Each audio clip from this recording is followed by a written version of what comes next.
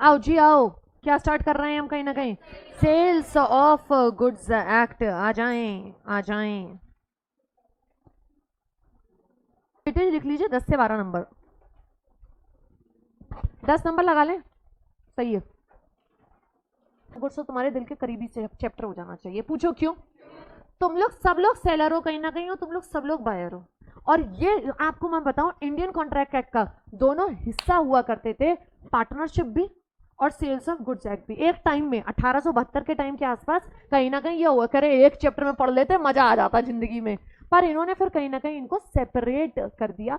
Sales of goods 1930 में निकाला। Sales of goods में पहले तो 3 बातें करूंगी मैं आपसे, एक सेलर, एक बायर, और तीसरा ऑब्वियसली किस चीज का ट्रांजैक्शन कर रहे हैं, गुड्स का। ठीक है, कहीं ना कहीं आप मुझे बताना, सोच के बताना, गुड्स क्या है, सेलर क्या है और बायर क्या है। आप अपनी भाषा में क्या बताना चाहते हो वो बताओ। बायर जो सामान खरीदता है, या कैन आई एक सेकेंड, जो अग्री करता है टू बाय द गुड्स। ऐसा भी तो हो सकता है आज आप जाके टीवी बुक कराओ, आपने कहा भैया हम अगले हफ्ते आएंगे, ये वाला टीवी लेके जाएंगे। कैन आई से एक तरीके से आपने अग्री कर दिया है कहीं ना कहीं बाय करने का। ठीक है, सेलर भी यही बंदा हो गया, सेलर हु सेल्स और agrees to sell the goods. यानी या तो उसने आज हाथों हाथ बेच दिया, सब्जी वाला है, उसने कहा भैया ले आओ, लो गोभी, ठीक है, हो गया, सेल हो गया, डन, आपने बाय कर लिया, हो गया। आप कहते हो भैया अगले हफ्ते ना मेरे लिए ब्रोकली लेके आना, उसने कहा बिल्कुल लाऊंगा भैया जी आपके लिए ब्रोकली। आप मुझे बताइएगा ये आज सेल्स है, अग्रीमेंट टू सेल है? आज सेल्स नहीं हुई, ये आगे होगा। एक बात बताना तुम मुझे सोच के, डेफिनेशन कौन से सेक्शन में आती है? 2। ठीक है, क्या ना इससे नॉर्मल भाषा में लोग ये कहते हैं बायर भगवान है। ठीक है, अब भगवान का नंबर क्या होना चाहिए? एक होना चाहिए, दमादम मस्त कलंदर, अली का पहला नंबर। बायर हो गए हमारे 2-1 में, और भाई दुकानदार हो जाता है पागल, उसकी निकल जाती है 13वीं कहीं ना कहीं सामान बेचते हुए। सामान बेचना आसान काम नहीं है। सेलर का सेक्शन हो गए, सेलर कौन सा सेक्शन, क्योंकि उसके लिए मुश्किल है। आप बताओ, कस्टमर आता है कैसी कैसी डिमांड करता है। आपने कभी लेडीज लोगों को देखा है? मैंने मेरा एक फ्रेंड है, सो आई सेड कि यार तुम ये जो शूज रखते हो ये सिर्फ मेन शूज क्यों रखते हो, why don't you keep female shoes कहीं ना कहीं। कह रहा है एक तो है नहीं मार्जिन, 100 रुपए की चप्पल बेचनी पड़ती है, और महिलाएं पूरी दुकान बाहर निकलवा के जाती है, और लेना एक ना देना दो। ठीक है ना, बोला हमें तो डिजाइन पसंद नहीं आया, कुछ सस्ता दिखाओ ना। तो वहां वाला ब्रांड जैसा आपका कुछ नहीं, जेली वाला आप सामान नहीं मंगाती क्या भाई? तो वो तो डील ही नहीं करते हैं। तो बायर तो बेसिकली दिमाग खा जाता है बिल्कुल, जिसको कहते हैं। तो सेलर की निकल जाती है 13वीं, कौन सा सेक्शन, और बायर कहीं ना कहीं भगवान, कहीं ना कहीं इसका नंबर क्या, 2-1। ये बात समझ में आती है? तो who is a seller, who sells और agrees to sell the goods, who is a buyer, who buys or agrees to buy the goods. Section कौन कौन से हो गए, 2-1 और 2-13, सॉर्टेड हो गए। जहां कहीं सेल्स ऑफ गुड्स में, सेल्स ऑफ गुड्स में सबसे कम सेक्शन याद करने हैं, जहां आपको दिख जाए सेलर और बायर की डेफिनेशन डालनी है, सेक्शन पहले लिख देना। ये बात ठीक है अपने को? किसका 2D कर लो, LLP में तो तुम रहने दो बिल्कुल। ठीक है ना, इतने कर लिए यार, कितने करोगे? ठीक है ना। नेक्स्ट, कहीं ना कहीं अब बात आई गुड्स की। सेलर और बायर और सेल्स ऑफ गुड्स में गुड्स हैं इमूवेबल प्रॉपर्टी, कसम खा लेंगे हम इंक्लूड नहीं करेंगे। Land, building, fixed plant and machinery जैसी चीजों को हम कवर नहीं करेंगे। Are we all sorted with this? अब डिफिकल्ट सवाल पूछते हैं, तैयार हो सब लोग? जहाज, शिप, ठीक है, कवर होना चाहिए या नहीं? तूने बोला बेटा नहीं, क्यों बोला नहीं? मैं सोच रही थी, अभय ने बहुत दिनों से कहा नहीं, संजय दत्त की तरह नहीं। ठीक है ना, हाँ क्यों नहीं भाई साहब? वो तो फिक्स्ड है। क्या है?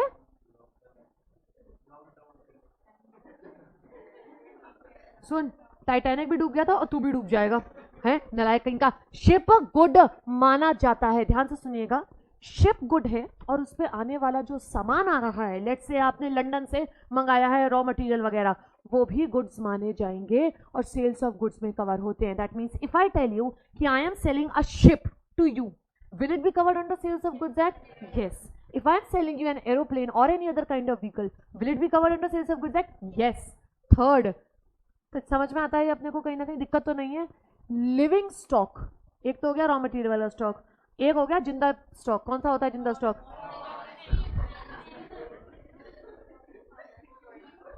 बात तो तूने सही कह दी एकदम, ठीक है ना। भेड़ बकरी वाले जो स्टॉक हैं, क्या वो भी कहीं ना कहीं इसमें कवर होंगे? The answer is yes, living stock भी इसमें कवर हो जाएगा। सबको समझ में आता है? यानी कहना है शिप और शीप दोनों ही कवर हो जाते हैं। Sorted with this.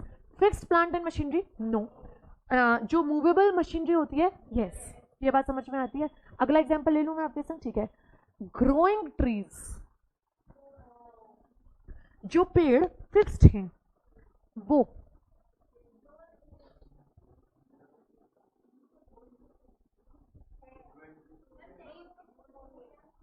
ध्यान से सुनिएगा, ध्यान से सुनिएगा, ये बहुत कंफ्यूजिंग है। जब तक कोई चीज जमीन पे फिक्स्ड है, पेड़, हम उसको सेल्स ऑफ गुड्स में कवर नहीं करते। The moment we earmark them, earmark का मतलब होता है उन पे कट्टा लगाना, ठीक बात है, एंड उनको काटना शुरू कर जाते हैं, इट बिकम्स टिम्बर, ठीक है। Now it becomes movable, it will be covered under kahin na kahin sales of goods hai. Be careful about this. If I say standing trees, no. If I say timber, yes. If fixed trees, no. Timber, yes. Sorted with this also. अगला सवाल आपके लिए आया, क्या money goods है?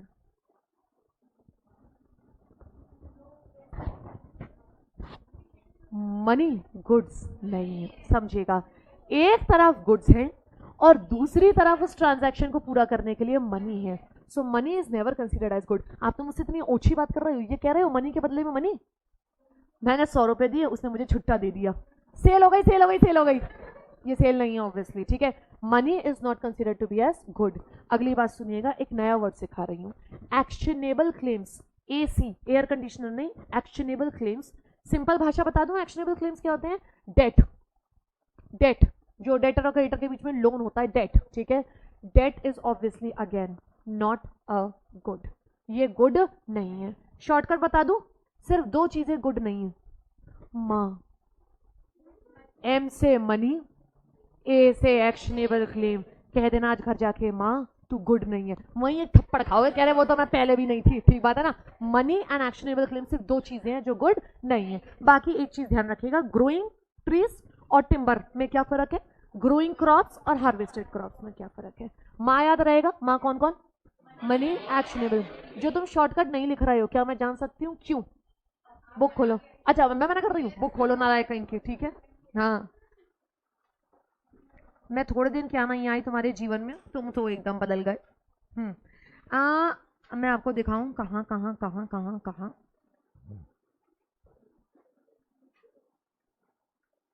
आपको ये दिख रहा है, ये डायग्राम एक दिया हुआ है, रंगीन डायग्राम, देखा सबको? ये रंगीन डायग्राम में देखो लिखा हुआ है ना, other than actionable claims and money in circulation. इसको मार्क कर लें, माँ।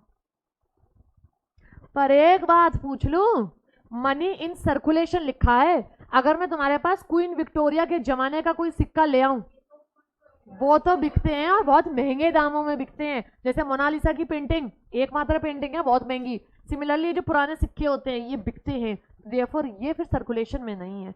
सिर्फ क्या लिखा हुआ है देखो ध्यान से, मनी इन सर्कुलेशन, यानी जो रोज में आप यूज कर रहे हो। नहीं नहीं, जो करंट सर्कुलेशन में वो भी नहीं। कैसे ना, बट वो एक्सचेंज होता है, it's called as exchange. You never say I am buying dollars, you don't, कहने को वो टर्म यूज कर लेते हैं बाइंग और selling, but you actually means you are exchanging money, it's an exchange of money. ये तो आप वही बात कर रहे हैं, बाटर, सामान के बदले सामान, सेल्स ऑफ गुड्स में कवर नहीं करेंगे, मनी के बदले में मनी, ठीक है ना। ये तो है ना कि किसी कंट्री के लिए अपनी देश की करेंसी, नहीं तो ये लिखते नहीं money of your own country, उन्होंने लिखा है मनी, एंड हर जगह की करेंसी कुछ भी हो मनी कहलाती है वो। तो मनी इन सर्कुलेशन जो है इस टाइम पे, लेट्स से डॉलर्स, पाउंड, जो भी अभी चल रहा है, वो सब कहीं ना कहीं आपके सर्कुलेशन में, सेल्स ऑफ गुड्स में नहीं आएंगे, ठीक है बच्चे। माँ समझ लिया आता है, ठीक है रे बाबा।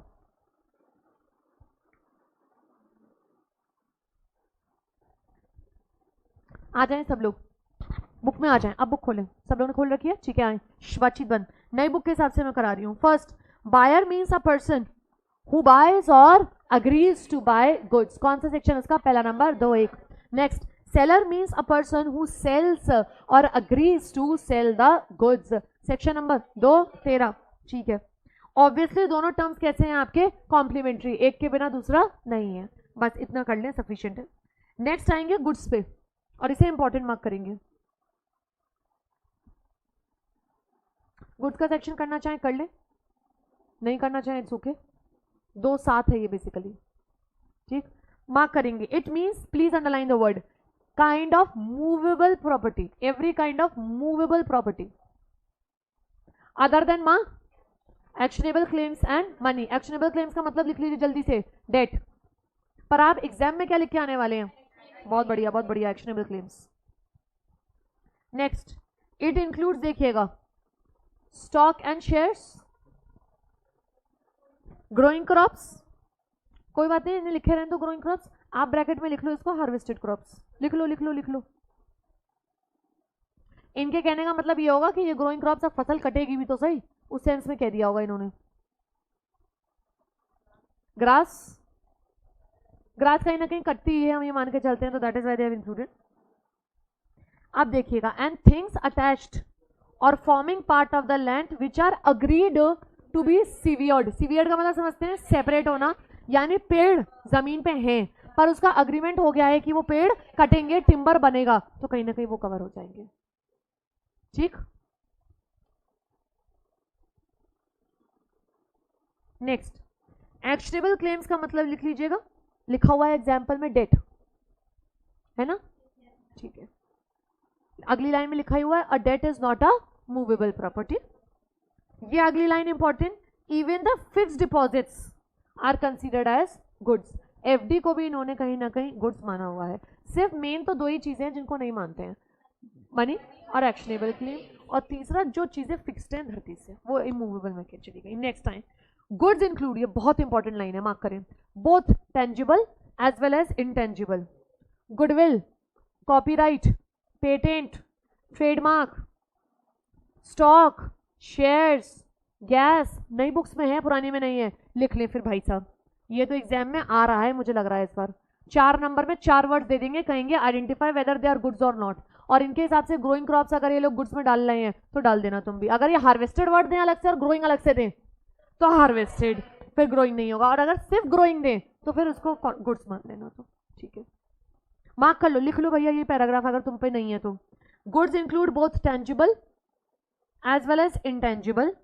Goodwill, copyright, patent, trademark, stock, share, gas, steam, water, electricity and decree of the court तक को भी इन्होंने कहीं ना कहीं गुड्स मान लिया है। डिक्री का मतलब हो गया ऑर्डर ऑफ द कोर्ट, पागल ही हो गए हैं, ऑर्डर ऑफ द कोर्ट तक को भी ले लिया इन्होंने।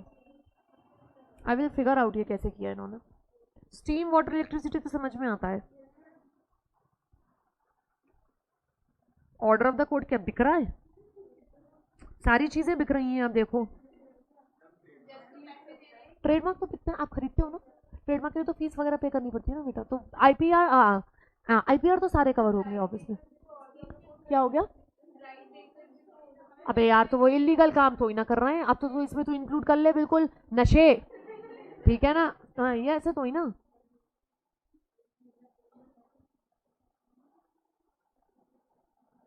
जिंदगी में ये मेरे भी सवाल ले आए हैं, I will figure it out and let you know, पक्का। ये नहीं, इस सबके तो पैसे लगते हैं ना बेटा। अब ये तो है ना, जो चीज हाथ में ही आएगी सिर्फ उसी को, बिजली पकड़ ली, क्या तार पकड़ ली, ओ ऐसा तो है ना। गैस तो आप किसी थ्रू, मतलब जो गैस जैसे ये हो गई एलपीजी, पैसे दे रहे हो ना आप कहीं ना कहीं, उसकी बात हो रही है। स्टीम तो बेसिकली आपकी ये क्या कहूँ, ट्रेन वगैरह पुराने जमाने की चलती थी, जो स्टीम से चलती थी ना, तो वो स्टीम जनरेट करने का तरीका होता है ना, उस सेंस में बात कर रहे हैं, ठीक है। अब ये बात कर रही है कि मैंने जो गर्म पानी किया उसमें जो भपारे लिए उसको गुड्स मान लिया, उसकी बात नहीं चल रही है बेटे। हाँ,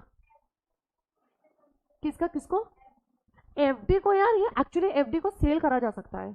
आप अगर एफडी के बेसिस पे कहीं ना कहीं जैसे लोन लेते हो, या एफडी किसी को आपने दे दिया और उसके बदले में कुछ सामान ले लिया, तो दैट इज वाई आप देखा जाए तो FD is a kind of a what you called as deposit, आपका एक कलेक्शन है बेसिकली, तो दैट इज वाई कागज के टुकड़ों में है ना, जैसे आप बिल ऑफ एक्सचेंज है वो भी तो एक कागज का टुकड़ा है ना, तो वो ट्रांसफर आप कर सकते हो, उस हिसाब से लोग एफडी कवर करते हैं। बट ये डिग्री ऑफ द कोर्ट इन्होंने क्यों कवर किया, this I will have to figure it out, ये तो मेरे लिए भी नई चीज है। सॉर्टेड, समझ में आती है? 3 बातें करा दी, सेलर, बायर, गुड्स। जल्दी जल्दी बताएंगे, सेलर का सेक्शन 213 बायर का सेक्शन, बायर भगवान है याद रखना, ठीक है ना, 1 नंबर। नेक्स्ट, गुड्स कौन से सिर्फ कवर होते हैं? मूवेबल, इमूवेबल कवर नहीं होते। दो कौन सी चीजें बिल्कुल कवर नहीं होती? Money and action. मनी कौन सा वाला? जो सर्कुलेशन में है। नेक्स्ट, अगर एग्जाम में सिर्फ ग्रोइंग क्रॉप्स दिया है तो कवर कर लेना, अगर ग्रोइंग और हार्वेस्टेड दिया हुआ है तो ग्रोइंग नहीं हार्वेस्टेड। हाँ, टिम्बर, हाँ गुड्स है, पर फिक्स्ड ट्रीज जिनको काटना है ही नहीं वो गुड्स नहीं है। पर fixed trees which are ear marked and now they are going to be severed, yes, क्योंकि अग्रीमेंट हो चुका है उनको सेल करने का। Sorted ship, stock, life stock, yes, सब ये सारी चीजें कवर होंगी। Goodwill, IPR, decree of the court, ये ढूंढ के मैं लाऊंगी, ठीक है ना। और FD, ठीक है। डेट इज एक्शनेबल क्लेम होनी है ना, डेट इज एक्शनेबल क्लेम। ये पढ़ लो, देख लो। Goods means every kind of movable property other than माल, इंक्लूड्स ये सारी चीजें। पहले समझ लो टाइप्स ऑफ गुड्स, ठीक है। टाइप्स ऑफ गुड्स बहुत इंपॉर्टेंट टॉपिक है और मैं कहीं ना कहीं विद एग्जाम्पल आपको समझाने वाली हूँ, ठीक है। सब लोगों ने कहीं ना कहीं चावल वगैरह घर में खरीदे, चावल, चीनी, इस टाइप की चीजें जो होती हैं, ठीक है, ये खरीदा है, ठीक है। कितनों ने मोनालिसा की पेंटिंग खरीदी है? कह रहे हैं इतने अमीर है नहीं मैम, ठीक बात है ना, हाँ इतनी तो मैं भी नहीं हूँ। कितनों ने कोई बिल्कुल यूनिक चीज खरीदी है, मतलब नॉर्मली जो बिल्कुल एकदम डिफरेंट हो, उसके जैसा कुछ नहीं हो, ऐसी कोई चीज खरीदी हुई है आप लोगों ने?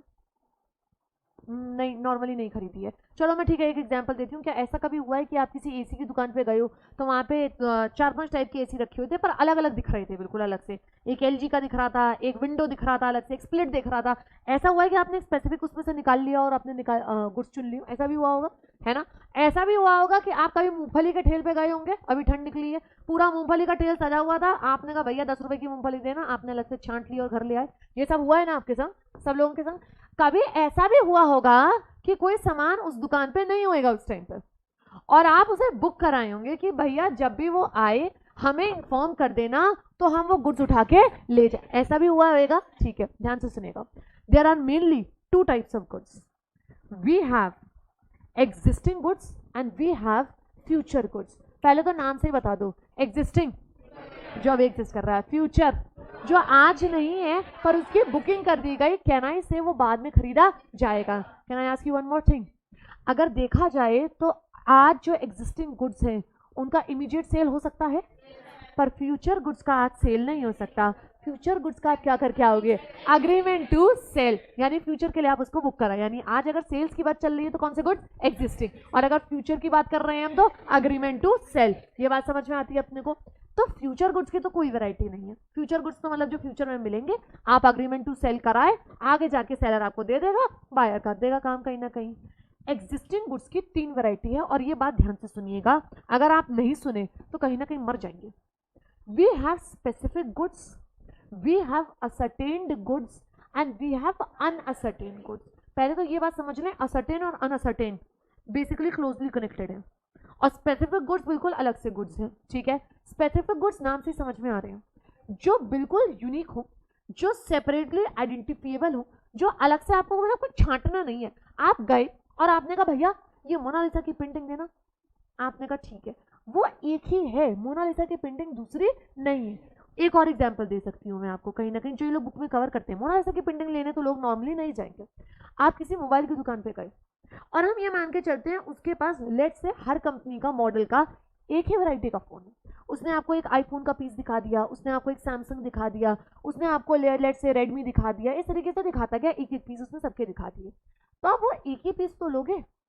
ऐसा तो ही ना है कि अगर वो आपको 4 रेडमी के दिखा देगा तो आप 4 में से चुनोगे, ब्लैक ब्लैक ब्लैक ब्लैक, चारों ब्लैक है, ये तो करोगे नहीं ना। एक उठा लोगे और वो स्पेसिफिक ही दिख जाता है। क्या हमने, आप दुकान में सोच के आते हो भैया यार अच्छा फोन दिखाना, उसने आपको 4 कंपनी का दिखाया, अलग अलग टाइप के एक एक पीस, आपने जो आपको अलग लग रहा था, सेपरेट दिख रहा था, आपने एक पीस उठाया आपके मतलब का और आप लेके आ गए। कैन आई से ये गुड स्पेसिफिक है, ये एक जैसे नहीं है, कोई भी गुड्स एक जैसे नहीं है, अलग से आप बहुत सेपरेटली उस चीज को आइडेंटिफाई कर पा रहे थे। अगला एग्जांपल सुनो, आप ऑनलाइन शॉपिंग करते हो ना आजकल, ऑनलाइन शॉपिंग में क्या आपको कोई चीज, कोई कपड़ा 2 दिखते हैं? कलर अलग दिख रहे होंगे उसको छोड़ो, वो अलग अलग मानून है। पर अगर मान लो आप कोई स्पेसिफिक टाइप की एक शर्ट देख रहे हो तो उस शर्ट की फिर दूसरी वैरायटी एग्जिस्ट करती है, पर ऐसा नहीं होता है कि वही शर्ट आपको 10 दिख रही है। आप समझ रहे हो मेरी बात को? अगला एग्जाम्पल सुनना। आपने कहा मैम ब्लैक बोर्ड खरीदना है, मेरे पास ये एक ब्लैक बोर्ड था, मैंने कहा लो ये ब्लैक बोर्ड खरीद लो। कहीं ना कहीं आपने कहा चाहिए एक ही पीस है, ये स्पेसिफिक गुड्स दिख रहे हैं, आज एग्जिस्टिंग है, हम उठा के ले जाते हैं, ये होगा स्पेसिफिक गुड्स। अब आई दूसरी बात असर्टेन और अनअसर्टेन की। जब आप जाते हो सामान खरीदने, लाइक चावल, दाल, कितने लोग बिग बाजार से दाल खरीद के लाए हैं? बिग बाजार से फल खरीद के लाए हैं? बिग बाजार गए हैं? बहुत मुश्किल भाई, बहुत मुश्किल है तुम्हारे संग, ठीक है ना? गए हो ना? वहां आपने कभी नोटिस किया, अगर आपने बाई चांस ध्यान दिया हो, वहां पे ऐसे बड़े बड़े से स्टील के बर्तन रखे होते हैं, उसमें वो बहुत सारी दाल भर के रखते हैं, बहुत सारा चावल रखते हैं। आप उसमें से अपना आधा किलो छांट लो, 1 किलो छांट लो और थैले में बांध के ले आओ, यही तो होता है। सब छोड़ो, तुम एक नॉर्मल परचून की दुकान पे गए हो, है ना? नॉर्मल परचून की दुकान, आपने कहा भैया 1 किलो चीनी देना, एक तो हो गई पैकेट चीनी आती है, एक आपने देखा है कई जगहों पे ऐसे एकदम जट्ठा लगा होता है और उसमें से आप 1 किलो छांट के ले आते हो। पुराने जमाने में यही स्टाइल चलता था, ठीक है? आप कॉटन खरीदने गए, 5-10 रुपए का कॉटन का बात नहीं कर रही, बहुत सारा बेल्स ऑफ कॉटन खरीदने की बात कर रही हूँ। तो आप बहुत सारा कॉटन पड़ा हुआ है, उसमें से आप छांट के ले आते हो, है ना? यही करते हो ना? और एग्जाम्पल दो जो आप ऐसे छांट के लेके आते हो। फल नहीं लाते, सपोज करो पपीते की ठेल जा रही है, सिर्फ पपीता ही पपीता है, ठीक है? सब एक जैसे पपीते हैं, ठीक है? आपने उसमें से एक छांटा, सूंघा, आपने कहा इसके पैसे सही लगाओ भैया और आप लेके आ गए, है ना? सब एक जैसे पपीते थे, है ना? है ना? है ना? जब गुड्स आपने छांटे नहीं हैं और सब एक जैसे हैं, they are called as unascertained goods. Unascertain मतलब अभी तक आइडेंटिफाई नहीं किए गए हैं। और जैसे आप उसमें से अपना 1 किलो, आधा किलो, 1 पीस छांट लेते हो, वो बन जाते हैं असर्टेन। जो आपने छांट के अलग रख लिए वो बन गए असर्टेन, जो अभी भी वैसे ही पड़े हुए हैं वो है अनअसर्टेन। आप मुझे एक बात बताना, सपोज करो मैं आपको लेके गई आलू के उस पे वेयर हाउस में, ठेले पे क्यों जा रहे हो, वेयर हाउस में चलो मेरे संग, ठीक है ना? लवालब आलू, लवालब आलू ही आलू, आलू ही आलू। वहां पे मांगने लगोगे क्या प्याज देना भैया? वेयर हाउस वाला यूं खड़ा होगा, कह रहा भैया कहाँ से आए हो? आलू का कहीं ना कहीं वेयर हाउस है, इसमें से सामान निकाल के ले जाओ। जब तक वो आलू एकदम ठसाठस भरे हुए हैं, वो कौन से गुड्स हैं? अनअसर्टेन। जैसे आपने उनमें से छांट लिया, वो क्या बन गए? असर्टेन बन गए। जो छांटोगे, सेपरेट करके रखोगे, थैलिया में बांधोगे। देखो बात समझो, आलू यूं तो ला नहीं सकते, चावल यूं तो ला नहीं सकते, यूं लेके आ गए 1 किलो भैया, नहीं ला सकते, आपको बांधना पड़ेगा उसे किसी चीज में। आपने जैसे उसे बांधा, आपने उसे सेपरेट किया बाकी बंडल से, वो बन गए असर्टेन। और जब तक आपने उन्हें आइडेंटिफाई नहीं किया था, वो कैसे थे? अनअसर्टेन। और असर्टेन और स्पेसिफिक में क्या फर्क है? स्पेसिफिक तो दिख ही अलग रहा है, कहीं ना कहीं वो यूनिक दिख रहा है। आप किसी लेट से किसी कार की दुकान पे जाते हो कार खरीदने के लिए, तो वहां पे क्या वो एक जैसी कहीं ना कहीं वैगनार लगाए रखा रहता है? उसने 10 वैगनार ही लगा रखी है, वैगनार वैगनार वैगनार वैगनार। भैया कह रहे और दिखाओ, कह रहा नहीं है। वो एक एक मॉडल रखते हैं, एक वैगनार, एक नया कुछ और, एक कुछ और, ऐसे करके रखते हैं। तो आप उसमें से एक लिया, दैट इज स्पेसिफिक। और कहीं ना कहीं आपको बहुत सारी एक जैसा सामान दिख रहा है, उसमें से छांटना है, जब तक नहीं छांटा अनअसर्टेन, जैसे अलग कर लिया वो असर्टेन हो गए। ये बात समझ में आती है? तो आज अगर आप मान लो परचून की दुकान पे जाते हो, आप उसके यहाँ होली आ रही है, होली कब है? कह रहे पता नहीं, होली कब है, छोड़ो तुम्हें क्या मतलब है, तुम पढ़ो, ठीक है ना? होली के उसने यो रंग से जा रखे, मुझे बड़े अच्छे लगते हैं वो यो रंग से, ठीक है? मन करता है यो गुलेल उठा के खेला, हाँ एकदम डांस आ जाता है अंदर से। यहाँ खड़े रखे हुए हैं, जैसे आप उसकी दुकान पे पहुंचोगे, आप क्या कहोगे? ये कौन से गुड्स हैं? अनअसर्टेन। जैसे आप कहोगे भैया 5 रुपए का ये पक्का वाला रंग पैक कर देना, ठीक है ना? असर्टेन हो गए। ठीक बात है, बात समझ में आती है?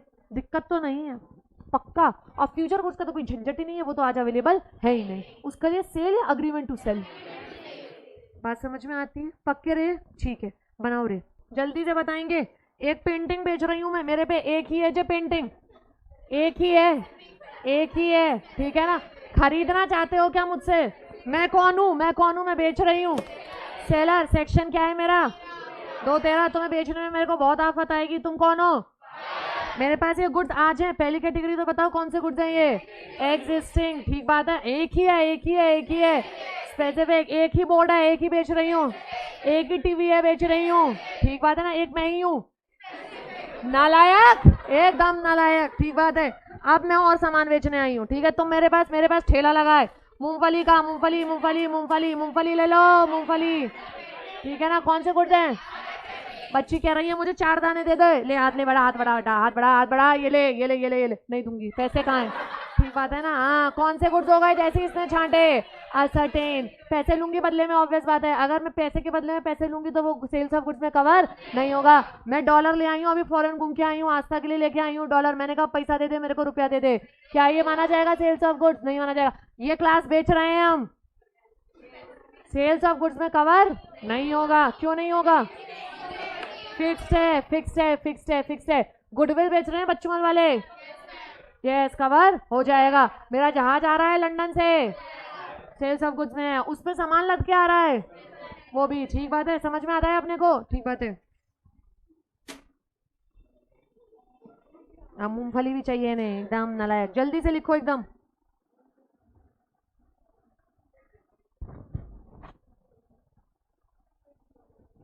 असर्टेन और स्पेसिफिक में ना कभी कभी डिस्टिंग्विश करना मुश्किल हो सकता है, बट अगर हम सिंपल भाषा में करें तो जो बिल्कुल थोड़ा अलग से दिख जाए आपको वो है स्पेसिफिक, है ना। कब मुश्किल हो जाता है, कंफ्यूजन कब होता होगा आपको लगता है?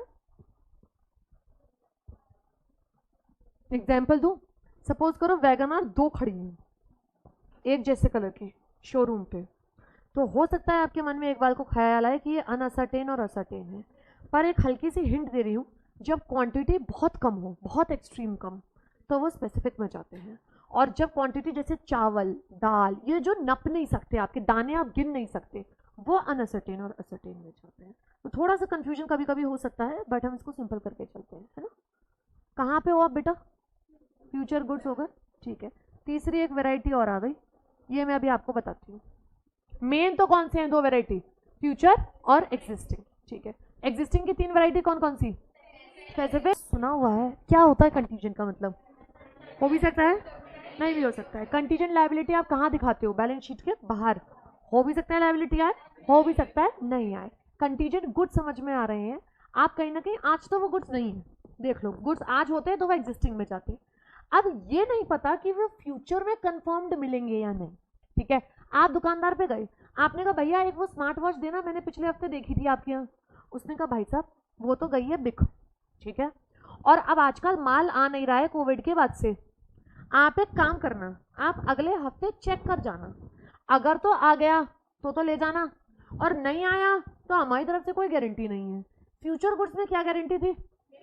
मिलेगा ही मिलेगा, मिलेगा ही मिलेगा, ये बात की गारंटी थी कि अगले हफ्ते में मिलेगा ही। जैसे सपोज करो आपने कहा भैया 18 फरवरी की हमारे घर में शादी है, 5 किलो मिठाई चाहिए अपने को, आप प्लीज बना के रखना। उसने कहा ओके, बन के मिलेगी, आपको पता ही है, कोई दो राय ही नहीं है। वो कौन से गुड्स हो गए? फ्यूचर। आज आप फिर आज ही मिठाई ले आए, वो कौन से गुड्स हो गए? एग्जिस्टिंग। 50 किलो लड्डू पड़े थे, उसमें से आपने 10 किलो छांट लिए, क्या हो गया? असर्टेन कर लिया। अनअसर्टेन में से ये भी ठीक है। अब उसने कहा अगले हफ्ते भैया घड़ी आके देख लेना, अगर मिल गई तो ठीक, नहीं तो ठीक। जयराम जी की अगले हफ्ते घड़ी आ गई, घड़ी आ गई, घड़ी आ गई, घड़ी आ गई, जो आपको घड़ी चाहिए थी कहीं ना कहीं। कंटीजेंट गुड्स क्या बन गए आपके कहीं ना कहीं? आप उस दिन पहुंचे हो, एग्जिस्टिंग गुड्स, सामान खरीद लेके आ जाना, घड़ी ले आना। घड़ी नहीं आई, नहीं है घड़ी, तो फिर कुछ नहीं मिलेगा, कोई कॉन्ट्रैक्ट का ब्रीच नहीं हुआ। कैन आई से फ्यूचर गुड्स, और कहीं ना कहीं फ्यूचर गुड्स तो फिर भी अग्रीमेंट टू सेल है, हो सकता है एडवांस दे दिया हो, पर कंटीजेंट गुड्स का तो बिल्कुल कुछ पता नहीं, हो भी सकता है नहीं भी हो सकता है। क्या ये बात समझ में आती है? तो 3 मेन टाइप के गुड्स इन्होंने कौन कौन से निकाले? Existing, future, contingent. कंटीजेंट को साइड में रखना। एग्जिस्टिंग के 3 वैरायटी कौन कौन से? 100 बोले तो specific, ascertain, uncertain. Ascertain, ascertain, ascertain और अनअसर्टेन आपस में कनेक्टेड है। क्या ये बात भेजे में जाती है अपने? दिक्कत तो नहीं है बिल्कुल भी। बुक खोलो। ये जो एग्जाम्पल दिया है, ए ने बी को पिकासो का पेंटिंग दिया, समझ में आता है? बात समझना, बात समझना। ए ने कहा कि अगर पिकासो का पेंटिंग अरेंज हो गया तो मैं तेरे को अगले हफ्ते दे दूंगा, वरना नहीं दे पाऊंगा। कौन से गुड्स हैं? Contingent goods. अगर मान लो वो गुड्स उस दिन आ गए, आप पहुंच गए, वो गुड्स कैसे हो जाएंगे? एग्जिस्टिंग में भी कौन सी वैरायटी? स्पेसिफिक हो जाएगी। बात समझ में आती है अपने को? ठीक है। हाँ, क्या पूछ रहे बेटे? हाँ हाँ बिल्कुल बिल्कुल बिल्कुल, बहुत बढ़िया सवाल। लड़की कह रही है कंटीजेंट गुड्स वाले कॉन्ट्रैक्ट को कंटीजेंट कॉन्ट्रैक्ट बोलेंगे ना। ऑब्वियसली सामान हो सकता है आए और हो सकता है नहीं आए। अब लगे हाथ, तू ही बता, तूने सवाल पूछा मैं भी पूछूंगी। कंटीजेंट कॉन्ट्रैक्ट का सेक्शन, बहुत बढ़िया। वेजरिंग अग्रीमेंट का सेक्शन, चलो मेरा पढ़ाया लिखाया सही चल रहा है जिंदगी में, बहुत बढ़िया बहुत बढ़िया। आओ बुक खोलो, पढ़ना चालू कर दे। अब सेक्शन मत करिएगा, ये जो स्पेसिफिक गुड्स और इन सब के सेक्शन है प्लीज मत करें। हो जाए तो ठीक है, पर करने का अलग से जरूरत नहीं है बिल्कुल भी। पढ़ लीजिए एक बार।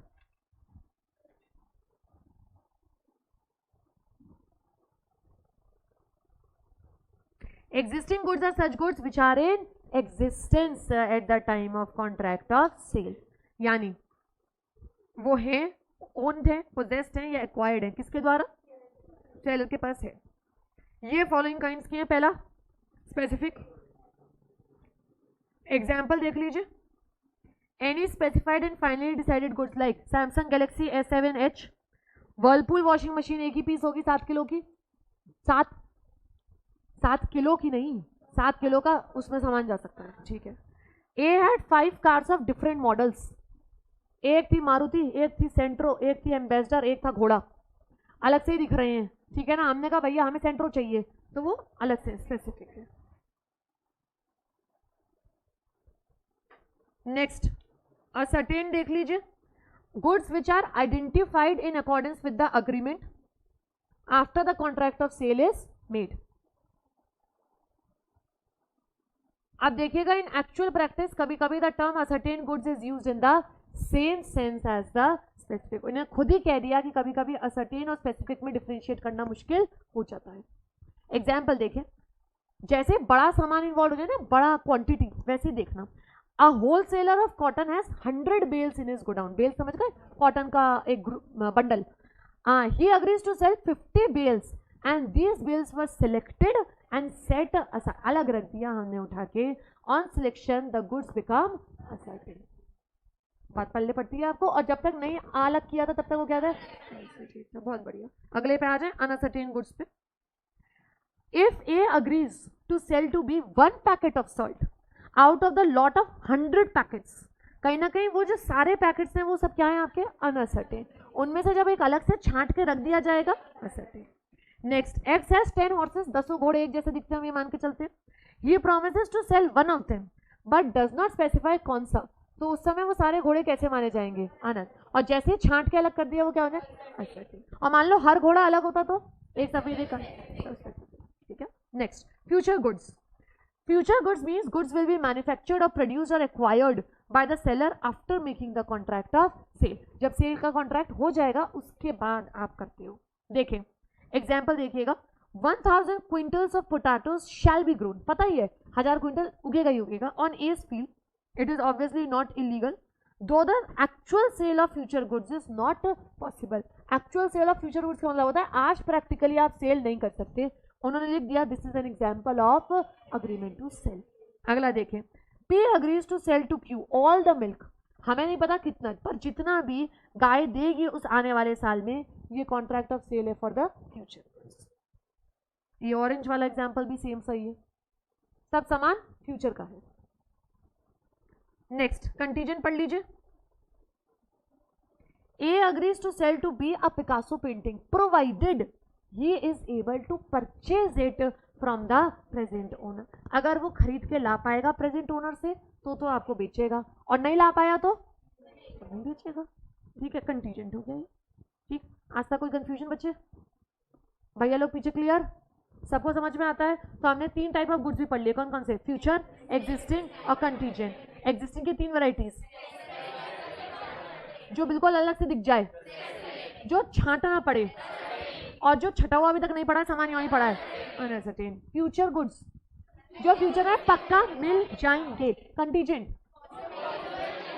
हो भी सकता है, नहीं भी हो सकता है, इसमें सबको पता होती है, पर फ्यूचर गुड्स में कंफर्म्ड है कि सामान मिलेगा ही मिलेगा। एक बार हल्का सा रीड कर ले फिर हम आगे बढ़ते हैं, ठीक है। आप सुनो बे, कैन आई से सेलर से बायर पे कहीं ना कोई गुड्स डिलीवर होंगे। I am not using the word transfer because transfer यहाँ पे कुछ सूटेबल नहीं है। हम गुड्स की बेसिकली क्या कहते हैं, डिलीवरी, ठीक बात है ना। एक बच्चा डिलीवर होता है, एक गुड्स डिलीवर होते हैं, ठीक है। बच्चे डिलीवर के दो तरीके, एक नेचुरल तरीका, एक सिजेरियन तरीका, नॉर्मली यही होता है। गुड्स डिलीवर करने के कौन कौन से तरीके? सपोज करो तुम मेरे पास आए कहीं ना कहीं, कहते हैं मैम हमें आपसे एक बहुत ही खूबसूरत पानी की बोतल चाहिए। अगर तुम ये समझ रहे हो ये साधारण पानी है तो तुम बहुत गलत फहमी में हो। ये वो पानी है कि जो पीता है उसके एग्जाम्स क्लियर हो जाते हैं।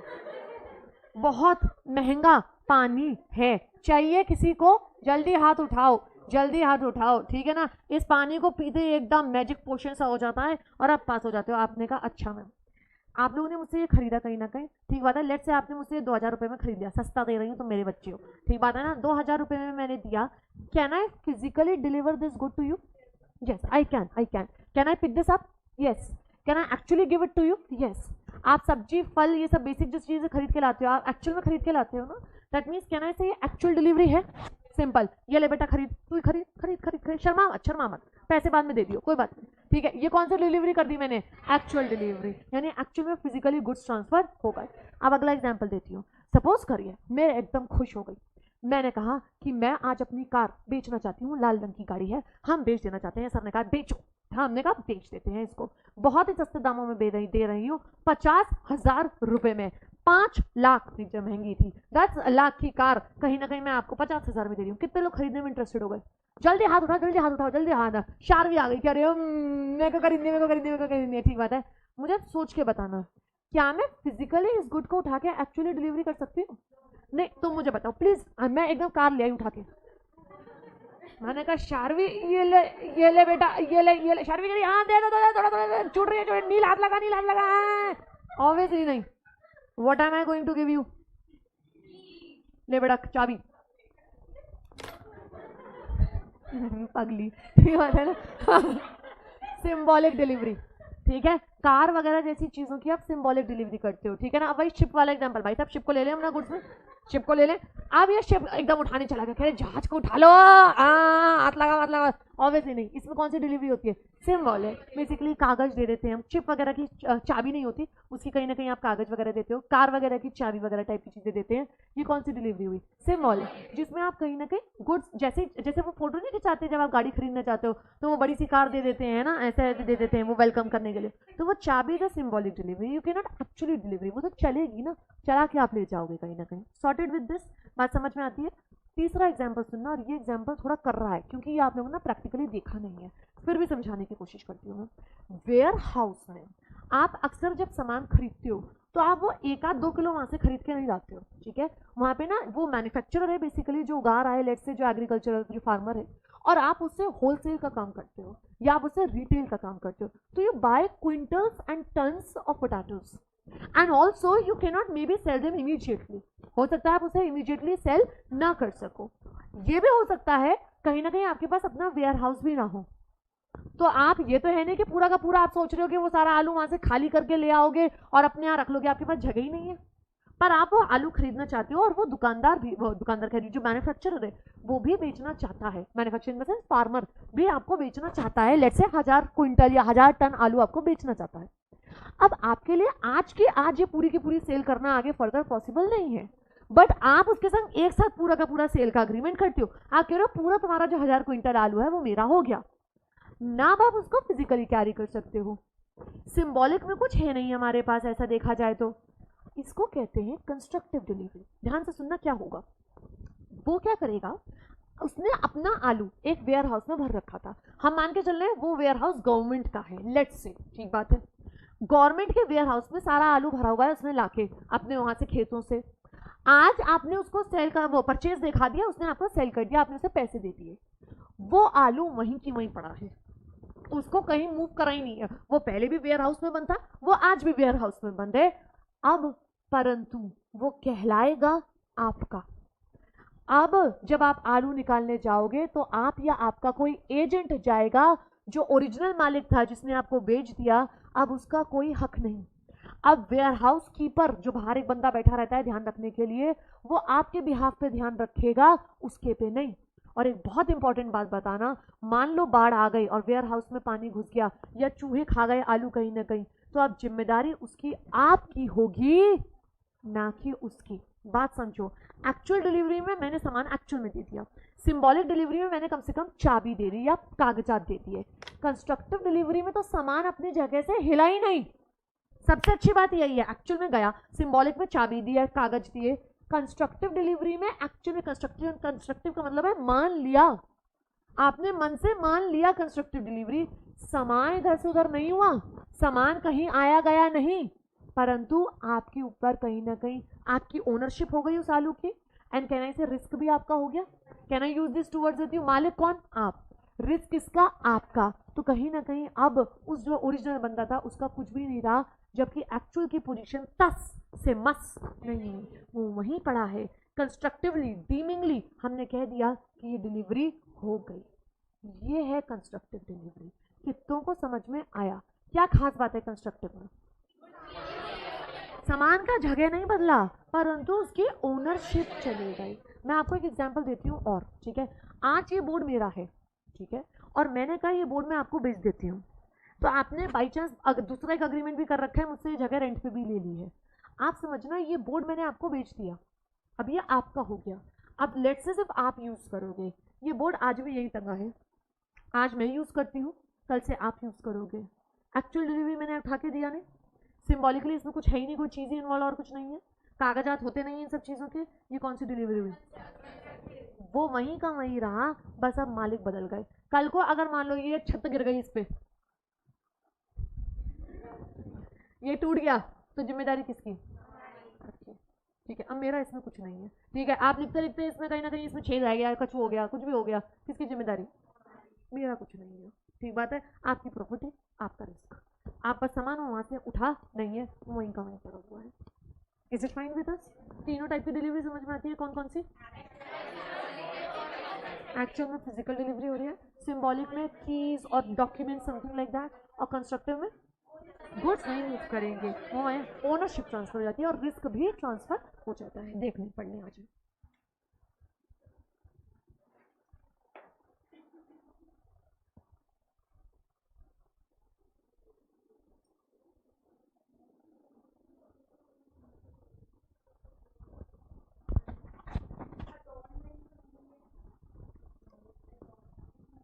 एटॉल में एक्नॉलेजमेंट, एक्नॉलेज कर दिया।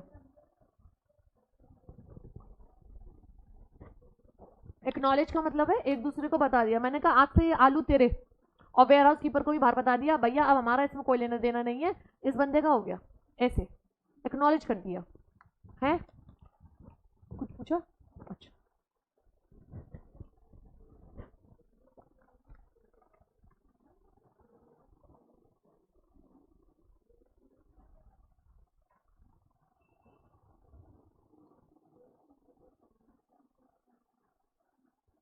एक्चुअल तो शायद समझ में आ गया होगा यार आपको, है ना। कंस्ट्रक्टिव दूसरे नंबर पे दिया, वेयर हाउस वाला एग्जाम्पल जो मैंने आपको पूरा समझाया, और तीसरा सिंबॉलिक, जैसे कोई कागज, बिल ऑफ लीडिंग, बिल्टी आपने सुना है ना, ये ट्रांसपोर्टेशन चैप्टर पढ़ा है ना थोड़ा बहुत, उसके कागजातों की बात हो रही है। रेलवे रिसिप्ट, एग्जाम्पल और लिख लो, कीज ऑफ अ कार,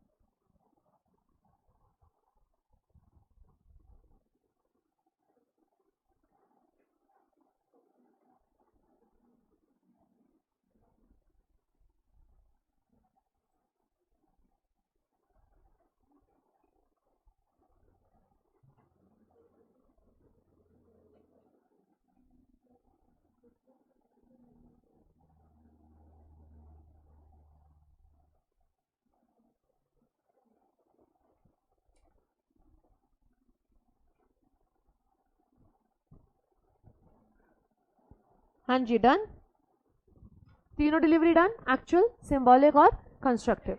ठीक है, शॉर्टकट भी लिख सकते हो, क्या बना सकते हो, सैक, ठीक है, सिंबॉलिक, एक्चुअल, कंस्ट्रक्टिव।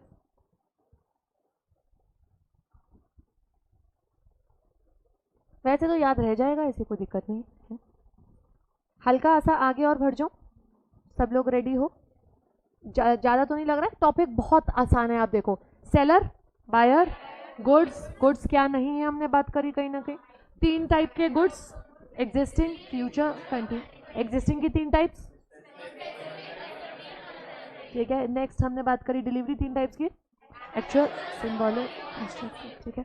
मैं आपको एक बात बता दूं, I started with company law followed by Indian contract act because first I wanted कि आपके संग डिफिकल्ट टॉपिक्स कंप्लीट हो जाए। क्या होता है 2-2.5 महीने में ना आप थकना स्टार्ट हो जाते हो, आपको लगता है अबे यार अब बहुत थक गए हैं रोज जाते जाते। अब क्या है, ये आसान टॉपिक्स हैं तो आपको लगता है यार हाँ अब तो हो जाएगा, ये तो कोई दिक्कत की बात नहीं है, ये तो मस्त है, हो जाएंगी चीज़ें। वहाँ आपका कहीं ना कहीं वो रहता है कि हाँ चलो ठीक है। वो टॉपिक्स अगर मैं अब कराती, सोचो अभी इंडियन कॉन्ट्रैक्ट एक्ट चल रहा होता, तौबा तौबा, जिंदगी खत्म हो जाती है आपकी। सो वो चीज़ है कहीं ना कहीं, ठीक है। This is all mental thing. Next आएंगे, एक लाइन में बता रही हूँ, ये सुन लीजिएगा प्लीज एवरीबॉडी।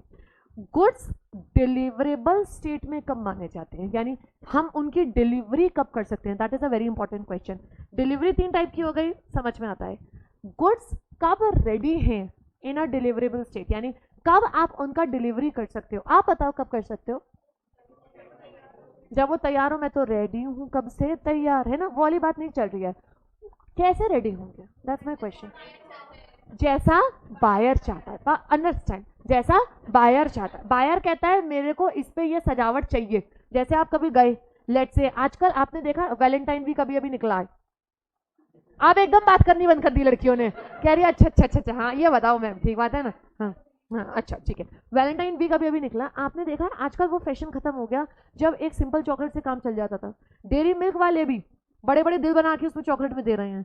कुछ नहीं तो आजकल वो शो पीस टाइप के चल रहे हैं कि हम ऐसा कुछ बना के एकदम गिफ्ट टाइप का दे देंगे कहीं ना कहीं।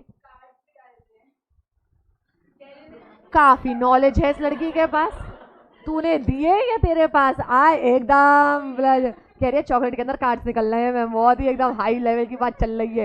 ये तू मिल बस क्लास के बाद मुझे, क्लास के बाद मिल, ठीक है। हाँ हाँ नहीं चीज़ राइट, कहीं ना कहीं आजकल बहुत फैशनेबल चीज़ें चल रही। तो आप गए दुकान पे, ठीक है ना, भाई साहब पुनीत पहुंच गए, ठीक है ना, भाई साहब ने कहा कि मुझे भैया चॉकलेट चाहिए, उसने एक चॉकलेट ला के दे दी, ले। उसने कहा भैया ऐसे नहीं चाहिए, इसमें थोड़ा रैपिंग करो, इसमें थोड़ा एक कागज लगाओ, एक फूल भी कागज का लगाओ, इसमें कहीं ना कहीं इनको अलग अलग चीज़ें चाहिए। अब जब वो सब कुछ करके देगा, कहना से तभी पैसे देंगे, ठीक है। अगला एग्जाम्पल सुनना, मस्त एग्जाम्पल, एकदम गांव के लेवल पे चलते हैं, ठीक है ना। आपने कहा भैया जंगल में पेड़ कटने हैं, ठीक बात है ना, मैं वहाँ की फॉरेस्ट की मालकिन हूँ। आपने कहा ये पेड़ कटने हैं और 4-4 के गट्ठे बना देना, बांध देना और इनको ट्रक पे लोड करवाना है, हमारा ट्रक जब आएगा। मैंने कहा ठीक है, मैंने पेड़ तो कटवा दिए, मैंने गट्ठे नहीं बनवाए, यूँ ही पड़े हैं। मैंने कहा ले जा। आपने कहा यही तो बात हुई थी कि 4-4 के गट्ठे बनेंगे। मैंने कहा हाँ हुई थी पर मैं नहीं बनाऊंगी। आपने कहा क्यों नहीं बनाओगी, बात तो यही हुई थी ना। गुड्स डिलीवरेबल स्टेट में नहीं है। गुड्स डिलीवरेबल स्टेट में कब आएंगे, जब बायर के हिसाब से बात करी जाएगी। मस्त एग्जांपल दूं, केस स्टडी हो गया ये तो, और एकदम झंझट वाला केस स्टडी हो गया। सुनना क्या हुआ, एक बंदे से मैंने कहा कि भैया हमारे होटल में ना कारपेट बिछना है, और कारपेट में कभी भी कट के नहीं आता है, अंडरस्टैंड, कारपेट कभी भी, क्योंकि हमें नहीं पता गैलरी में कितना लगेगा, कमरों में कितना लगेगा, तो वो पूरा का पूरा कारपेट आता है, वहीं पे वो कटता है, फिर उसको बिछा के देखा जाता है, और बिछ के सही साइज आता है तो फिर वो लेट डाउन हो जाता है, तब वो काम कंप्लीट माना जाता है, ठीक है। तो क्या हुआ, मैंने कहा कहीं ना कहीं ये बात नील को, नील की कारपेट की दुकान थी। इन्होंने कहा हाँ हाँ मैडम चिंता मत करो, हम आपके होटल में बिल्कुल आलीशान कारपेट बिछवाएंगे। मैंने कहा बिल्कुल बिछवा के जाना भैया, और कलर में चूज करे जा रही हूँ। मैंने कलर वाला चूज कर दिया। जो जल्दबाजी में थे, ये अगले दिन आए, कारपेट का पूरा रोल हमारे रिसेप्शन में बाहर छोड़ गए। मैंने कहा अरे भैया, कह रहे कल आ जाएंगे बिछा देंगे। मैंने कहा भैया काम तो पूरा कर जाओ, कह रहे हैं हाँ कल आएंगे पर बिछा देंगे। रात को क्या हुआ, मेरे यहाँ चोर आ गए, चोर आ गए, चोर सारा सामान उठा के ले गए रिसेप्शन से, कहीं ना कहीं कंप्यूटर सब चला गया, और वो कारपेट भी लेके चले गए। उन्होंने कहा सब मिल रहा है, ये ले चले। अब मैंने कहा हाँ ले चलो, ले चले, कारपेट भी चोरी हो गया। अगले दिन नील भाई साहब आए, कह रहे तो चोरी हो गया। मैंने कहा हाँ हो गया। कह रहे लाओ पैसे। मैंने कहा कौन से पैसे। कह रहे हमारे तो सेल कर दी। मैंने कहा हमने तो मानी नहीं। कह रहे चलो कोर्ट पहुंच गए, कौन जीतेगा, एक तो मैं डूड, ठीक बात है ना, और फिर मैं क्यों जीतूंगी, बात तो सही है। गुड्स, हाँ बेटा, गुड्स डिलीवरल स्टेट में बात करने की करी गई थी। कारपेट ये नाप तो लिया होगा भले इन्होंने, पर अभी बिछा नहीं है, तो गलती किसकी, इनकी। गुड्स डिलीवरेबल स्टेट में माने नहीं चाहिए। ये एक लाइन पढ़ लीजिए, goods are said to be in deliverable state, दिख गया आपने को ये, ठीक है। एग्जाम्पल 12 भी दिया हुआ है, ठीक है, एक बात पूछ लूं, सब लोगों को तैयार हो? कैन आई से जब गुड्स सेलर बायर को दे देता है तो ओनरशिप बायर की हो जाती है, और ओनरशिप बायर की तो रिस्क भी बायर का। यानी आप बाई चांस मान लो आपने टीवी खरीदा अभी अभी दुकान से, आप टीवी अपनी गाड़ी में रख रहे थे, आप ही रख रहे थे, आपके हाथ से छूट गया दुकान के बाहर, नुकसान कौन उठाएगा? कह रहे हैं कैसी आप चुप बातें कर रही हूं मैं, पर ये हुआ नुकसान आपका है ना। बट अगर गुड्स डिलीवरेबल स्टेट में नहीं थे जैसे इस एग्जाम्पल में, और कारपेट चोरी हो गया, कहीं ना कहीं लायबिलिटी किसकी? ना ओनरशिप ट्रांसफर हुई थी ना रिस्क, और नॉर्मली अगर डिलीवर कर दिए हैं तो ओनरशिप भी ट्रांसफर हो गई और रिस्क भी। ये बात भेजे में जाती है अपने, पक्का से दिक्कत तो नहीं है कहीं ना कहीं? सॉर्टेड? ठीक है, ठीक है। एक टफ सवाल पूछ लूं, लगे हाथ, क्योंकि मुझे ध्यान आया है अभी। सपोज ये एक प्रैक्टिकल बातें हैं, चैप्टर काफी प्रैक्टिकल है, सोच के बताना। सपोज करो आपने एक टीवी खरीदा, हादी आपने टीवी खरीदा, बोलो हाँ हाँ, हादी ने एक टीवी खरीदा, और वो टीवी उन्होंने दुकान पे कह दिया, पैसे दे दिए, फाइनल कर दिया, टीवी पैक हो गया। इन्होंने कहा भैया आज मेरे पास ना गाड़ी नहीं है, मैं कल आऊंगा ये टीवी रख के लिए, आप इसको संभाल के रख लो अपने पास। ठीक बात है। दुकानदार ने कहा ठीक है, कोई दिक्कत की बात नहीं है। दुकानदार की रात को दुकान में चोरी हो गई और सारे टीवी चोरी हो गए, ठीक है, इनका भी इंक्लूडेड। उस टीवी की जिम्मेदारी किसकी? सेलर की या बायर की? कॉन्ट्रैक्ट हो चुका है, पूरा ट्रांजैक्शन हो चुका है, पैसे दे दिए जा चुके हैं, ये पोजेशन से जो सामान था, सामान फिजिकली वो सिर्फ सेलर के पास छोड़ा है, ओनरशिप इनकी?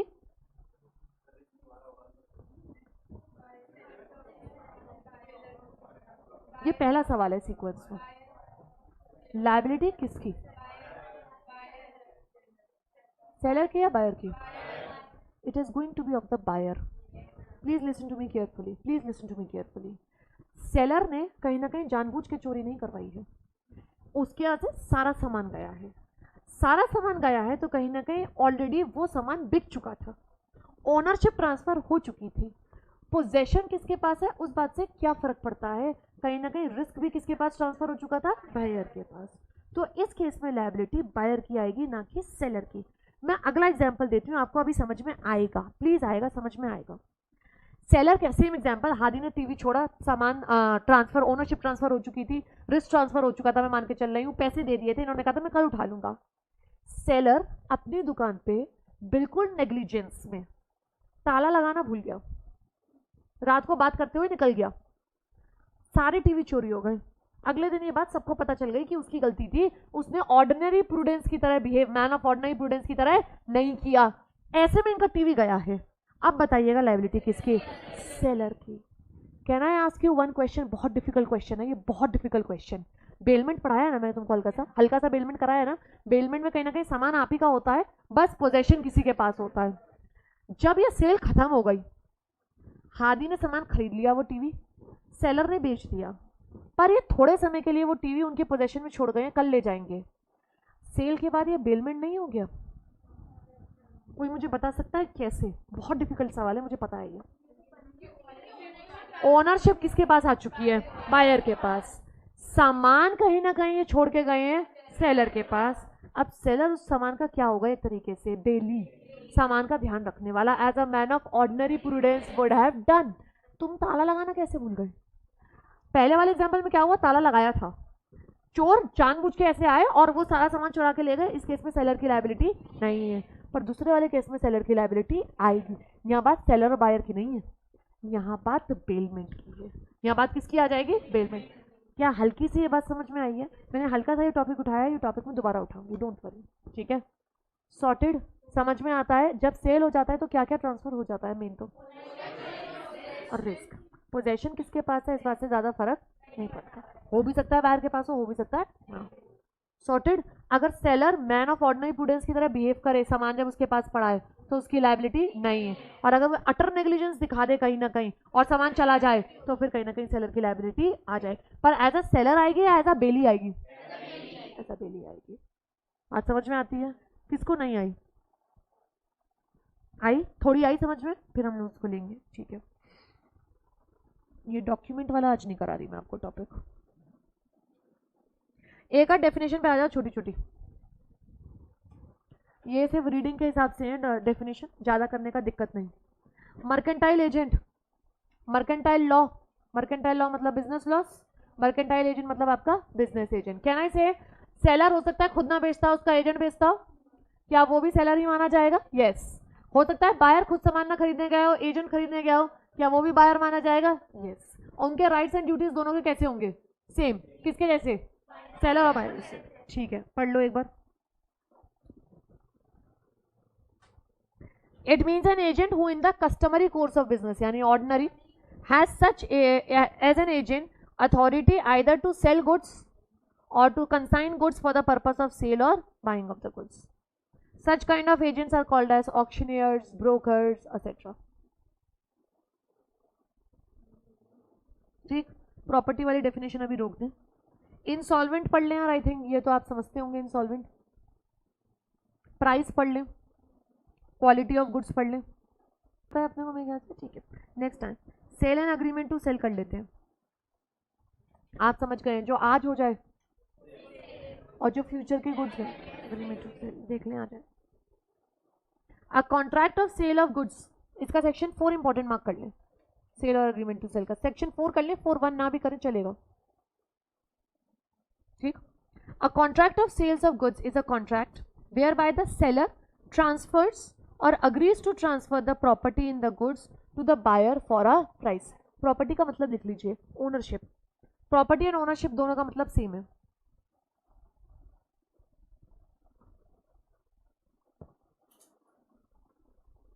बस अगली लाइन छोड़ दें। Second, a contract of sale में भी एब्सोल्यूट और कंडीशनल। कंडीशनल याद है, जैसे मैंने अभी बताया 4 पेड़ों का गट्ठा बनाना है, ये क्या है? कंडीशन। मैंने आपसे कहा कहीं ना कहीं कारपेट बिछाना है, ये क्या है? कंडीशन। ठीक है। Next, where under a contract of sale the property in the goods is transferred from the seller to the buyer, यानी प्रॉपर्टी ट्रांसफर हो गई, ओनरशिप ट्रांसफर हो गई, the contract is called as sale. But where the transfer of property in goods will take at some future time, future में होगा, then it is called as agreement to sell. अगर आज ही ownership transfer हो गई है तो क्या माना जाएगा? सेल। और फ्यूचर में अगर ओनरशिप ट्रांसफर हो गई तो अग्रीमेंट टू सेल। एग्जांपल पूछ लूं मैं आपसे, आज कहीं ना कहीं टीवी की ओनरशिप इनके पास चली गई थी, पोजेशन नहीं गया था, पोजेशन नहीं गया था, पोजेशन आज भी किसके पास था? Seller. Can I use these 3 words with you? Possession, ownership and कहीं ना कहीं रिस्क। ठीक है। पोजेशन मीन्स फिजिकली सामान कहाँ है, ओनरशिप मीन्स मालिक कौन है, और रिस्क मीन्स अगर कल को उस सामान को कुछ हुआ तो जिम्मेदारी किसकी? फिर से पोजेशन नहीं, पोजेशन फिजिकली कहाँ पड़े हैं, ओनरशिप मालिक कौन है, कहीं ना कहीं ओनर कौन है, और रिस्क जिम्मेदारी किसकी? ठीक है। इन्होंने टीवी खरीदा था हादी ने, कहीं ना कहीं वो टीवी का ओनरशिप चला गया, हाँ। कायदे से देखा जाए रिस्क भी चला गया, हाँ। क्या नहीं गया था? पोजेशन। तो अगर मैं आपसे बात पूछूं कि सेल करने के लिए कौन सी चीज मैंडेटरी है? Ownership transfer. क्या मैंडेटरी नहीं है? पोजेशन। पोजेशन जा भी सकता है, पोजेशन नहीं भी जा सकता है। ये बात समझ में आती है पक्का से? अगर मैं कहूँ ओनरशिप आज ट्रांसफर हो गई तो वो क्या हुआ? सेल। और मैं कहूँ अगले हफ्ते जब टीवी आएगा तो आप ले लेना, मेरा टीवी आ रहा है मुंबई से ट्रक में, मैंने अभी तक इसको कहीं ना कहीं सेल नहीं करा है, वो ट्रक का एक्सीडेंट हो गया तो जिम्मेदारी किसकी? मेरी, सेलर की, इनकी नहीं, क्योंकि अभी ओनरशिप ट्रांसफर नहीं। पर ये खुद टीवी छोड़ के चले गए हैं मेरे, और मेरे यहाँ सब कुछ चोरी हो जाता है तो फिर ओनरशिप इनकी, जिम्मेदारी इनकी। मैं अगर नेग्लिजेंस दिखा के कहीं ना कहीं चोरी करवा दूं या जानबूझ के चोरी करवा दूं तो फिर जिम्मेदारी सेलर की। क्या ये 3 बातें समझ में आती हैं? फिर से बताएंगे मुझे, 3 वर्ड्स नए बताए, क्या क्या? Ownership, possession, risk. ओनरशिप मतलब मालिक कौन, पोजेशन मतलब सामान कहाँ पड़ा हुआ है, रिस्क मतलब कौन जिम्मेदार होने वाला है। सॉर्टेड। नेक्स्ट, जब सेल मैंने वर्ड यूज किया तो क्या हुआ? ओनरशिप ट्रांसफर हो गई कहीं ना कहीं। आप ठेले पे आपने सामान खरीदा, आपने सब्जियां खरीदी, पैसे दिए थे, पलटे ही थे, बंदर आपके हाथ से थैला छीन के भाग गया, तो क्या रोना चालू कर दोगे? नहीं, हो सकता है रोना चालू कर दो, परंतु इसमें ठेले वाला तो कुछ करेगा नहीं, ठेले वाला तो इधर उधर देखने लगेगा। ठीक है ना, उसको कोई मतलब ही नहीं है क्योंकि उसकी जिम्मेदारी अब नहीं है। ये बात समझ में आती है? अगला एग्जाम्पल सुनना, कहीं ना कहीं आपने सब्जी खरीदी, आपने कहा भैया हम थोड़ा सा और सामान लेने जा रहे हैं, ये थैला अपने पास रख लो प्लीज। ठीक बात है ना? सेल हो गई? बोलो बोलो। हाँ, ओनरशिप ट्रांसफर हो गई, कहीं ना कहीं रिस्क भी ट्रांसफर हो गया। वो ठेले वाला कहीं बातचीत करने लगा, ठीक बात है ना, सिर्फ आपका थैला चला गया बंदर के द्वारा। रिस्क, अब वो सारी जिम्मेदारी किसकी? सेलर की, बिकॉज उसने क्या दिखाया है? नेग्लिजेंस। नेक्स्ट, वो बेचारा चुपचाप जा रहा था अपना ठेला लेके, साइड में कर रहा था, ट्रक आया, उसका ठेला उड़ा के चला गया, आपकी सब्जी डैमेज हो गई, ठीक बात है ना, रिस्क किसका? आपकी जिम्मेदारी। Do you understand the difference among all of these things? कोई दिक्कत तो नहीं है? पक्का से? बहुत बढ़िया, मजा आ गया जिंदगी में एकदम। नेक्स्ट,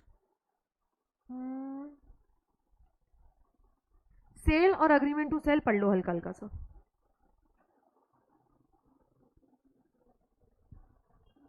और ये 3 वर्ड लिख भी लो, ओनरशिप, पोजेशन, रिस्क। कुछ पूछ रहे हैं बच्चे? श्रुति, हाँ पूछे।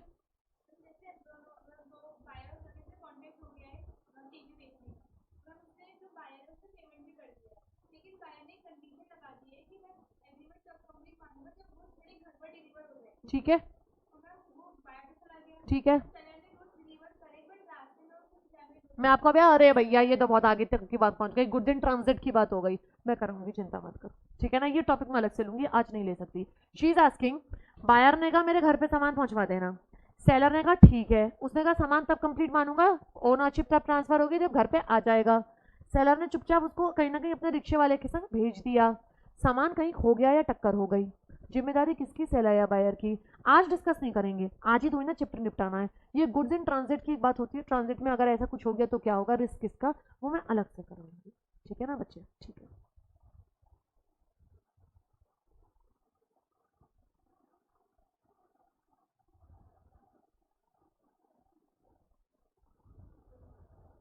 देखें एग्जाम्पल 16 दिख रहा है, X agrees with Y on 10th October 2020 that he will sell his car to Y on 10th November 2020 for a sum of rupees 3 lakhs. It is an agreement to sell. किस दिन हुआ है agreement? 10 अक्टूबर को। किस दिन के लिए? 10 नवंबर के लिए, ठीक है। Next, the following elements must coexist to make the contract of sale of goods. जो मैं सिर्फ वर्ड्स मार्क करा रही हूँ सिर्फ वही मार्क करेंगे। फर्स्ट, टू पार्टीज, दिख गया? कौन कौन सी two parties? Buyer and seller, दोनों एक ही जना नहीं हो सकता। केस स्टडी, मजा आ गया, रमन लाल वर्सेस स्टेट ऑफ गुजरात, बहुत बढ़िया यार। Second, subject matter must be goods, और गुड्स सिर्फ कौन सी प्रॉपर्टी होती है? मूवेबल, ठीक है। थर्ड, उसके बदले में क्या होना चाहिए? Price in money, barter system नहीं चलेगा, लिखा है ना इन काइंड, नहीं होना चाहिए। इन काइंड का मतलब हो गया बाटर, चावल के बदले में आटा, चाटा के बदले में चाटा, नहीं चलेगा, ठीक है। आगे, फोर्थ, ट्रांसफर ऑफ प्रॉपर्टी, या स्लैश करके आप लिख सकते हो, ओनरशिप होनी चाहिए, किससे किस पे? सेलर से बायर पे। Next, it can be absolute और इट कैन बी कंडीशनल, हो सकता है कुछ कंडीशंस लगी हुई हो, और कंडीशन सेलर भी लगा सकता है, ऐसी बात नहीं है। जैसे एग्जाम्पल दो, एडवांस पेमेंट होगा तभी मैं काम करूंगा, ऐसा भी हो सकता है आपने कहा रॉ मटेरियल टाइप का जो बेसिक कुछ होगा, लेट से कि आपका कुछ वो चाहिए उस हिसाब से, ऐसा कुछ हो सकता है, मतलब कंडीशन लगाई जा सकते हैं। सेलर कह दे कि नहीं आप हमारी दुकान से ही उठाना सामान, तो हम नहीं आएंगे डिलीवर करने, कुछ भी कंडीशन हो सकती है। हाँ हाँ, मिनिमम इतने का सामान लो तभी हम देंगे डिलीवर, कुछ भी कंडीशन लगा सकता है सेलर, ठीक है ना, और सेम बायर लगा सकता है। Last, all the other essential elements of a valid contract must be present. Essentials of a valid contract, section 10, पोपा ने CQ फिट कर दिया, मजा आ गया। तुमने कब से रिवाइज नहीं करा है? जब से पढ़ा है तब से नहीं किया है। ओवर कॉन्फिडेंस में मत जाइए ना, रिवीजन कर लो, ठीक है, बट अदरवाइज तुम्हें चीजें ध्यान है, इट्स नाइस।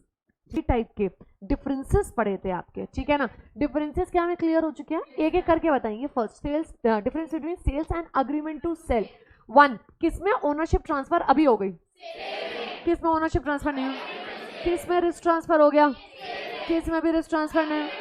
कल को अगर कहीं ना कहीं सेलर को क्लेम करना है तो सेल्स में वो क्या क्लेम करेगा? प्राइस, क्योंकि गुड्स गए। अग्रीमेंट टू सेल में हो सकता है वो अपने पास क्या रख ले, वो दे ही ना, ठीक बात है। नेक्स्ट, कहीं ना कहीं अगर मैं आपसे कहूं बायर इंसॉल्वेंट हो गया तो सेलर किसमें तो बच जाएगा और किसमें उसे ठेंगा कुछ नहीं मिलेगा, सोच के बताना। अग्रीमेंट टू सेल में तो बच जाएगा क्योंकि सामान नहीं देगा, परंतु सेल्स में वो प्राइस क्लेम करेगा। हो भी सकता है प्राइस मिले और हो भी सकता है नहीं मिले। We are good with this. Sale और अग्रीमेंट टू सेल समझ में आता है।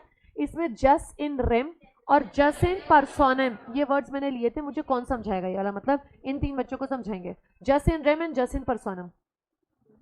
रेम का मतलब क्या होता है? थिंक, और पर्सोनम का मतलब क्या था? पर्सन। कहीं ना कहीं आप अग्रीमेंट टू सेल में बात करते हो किसके रिगार्डिंग? पर्सन।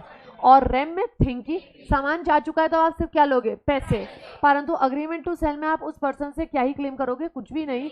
आप कहीं ना कहीं गुड्स दिए नहीं है और आपको पेमेंट भी नहीं मिलेगा। तो ये है रेम का मतलब क्या है? थिंक। पर्सोनम का मतलब क्या है? पर्सन। सेल और अग्रीमेंट टू सेल होता है। आप लोगों ने पढ़ा था क्या सेल और agreement to sell? I think some यही एक पॉइंट थोड़ा सा नहीं आ रहा होगा। इंसॉल्वेंसी के रिगार्डिंग क्या बातचीत करी थी? 4 बातें करी थी, कर ले। सेल में 2 बातें, अग्रीमेंट टू सेल में 2 बातें, ठीक है। इंसॉल्वेंट समझते हैं, अभी पैसा नहीं बचा है, assets are not sufficient to pay off the liabilities. Ready हो सब लोग? ऑफिशियल असाइनी अपॉइंट हो चुका है। सेल हो रहा है और सेलर इंसॉल्वेंट हो गया है, तो वो प्राइस का क्लेम कर लेगा अगर पैसे बायर की तरफ से नहीं आए हैं, पर गुड्स पे कोई क्लेम नहीं होगा।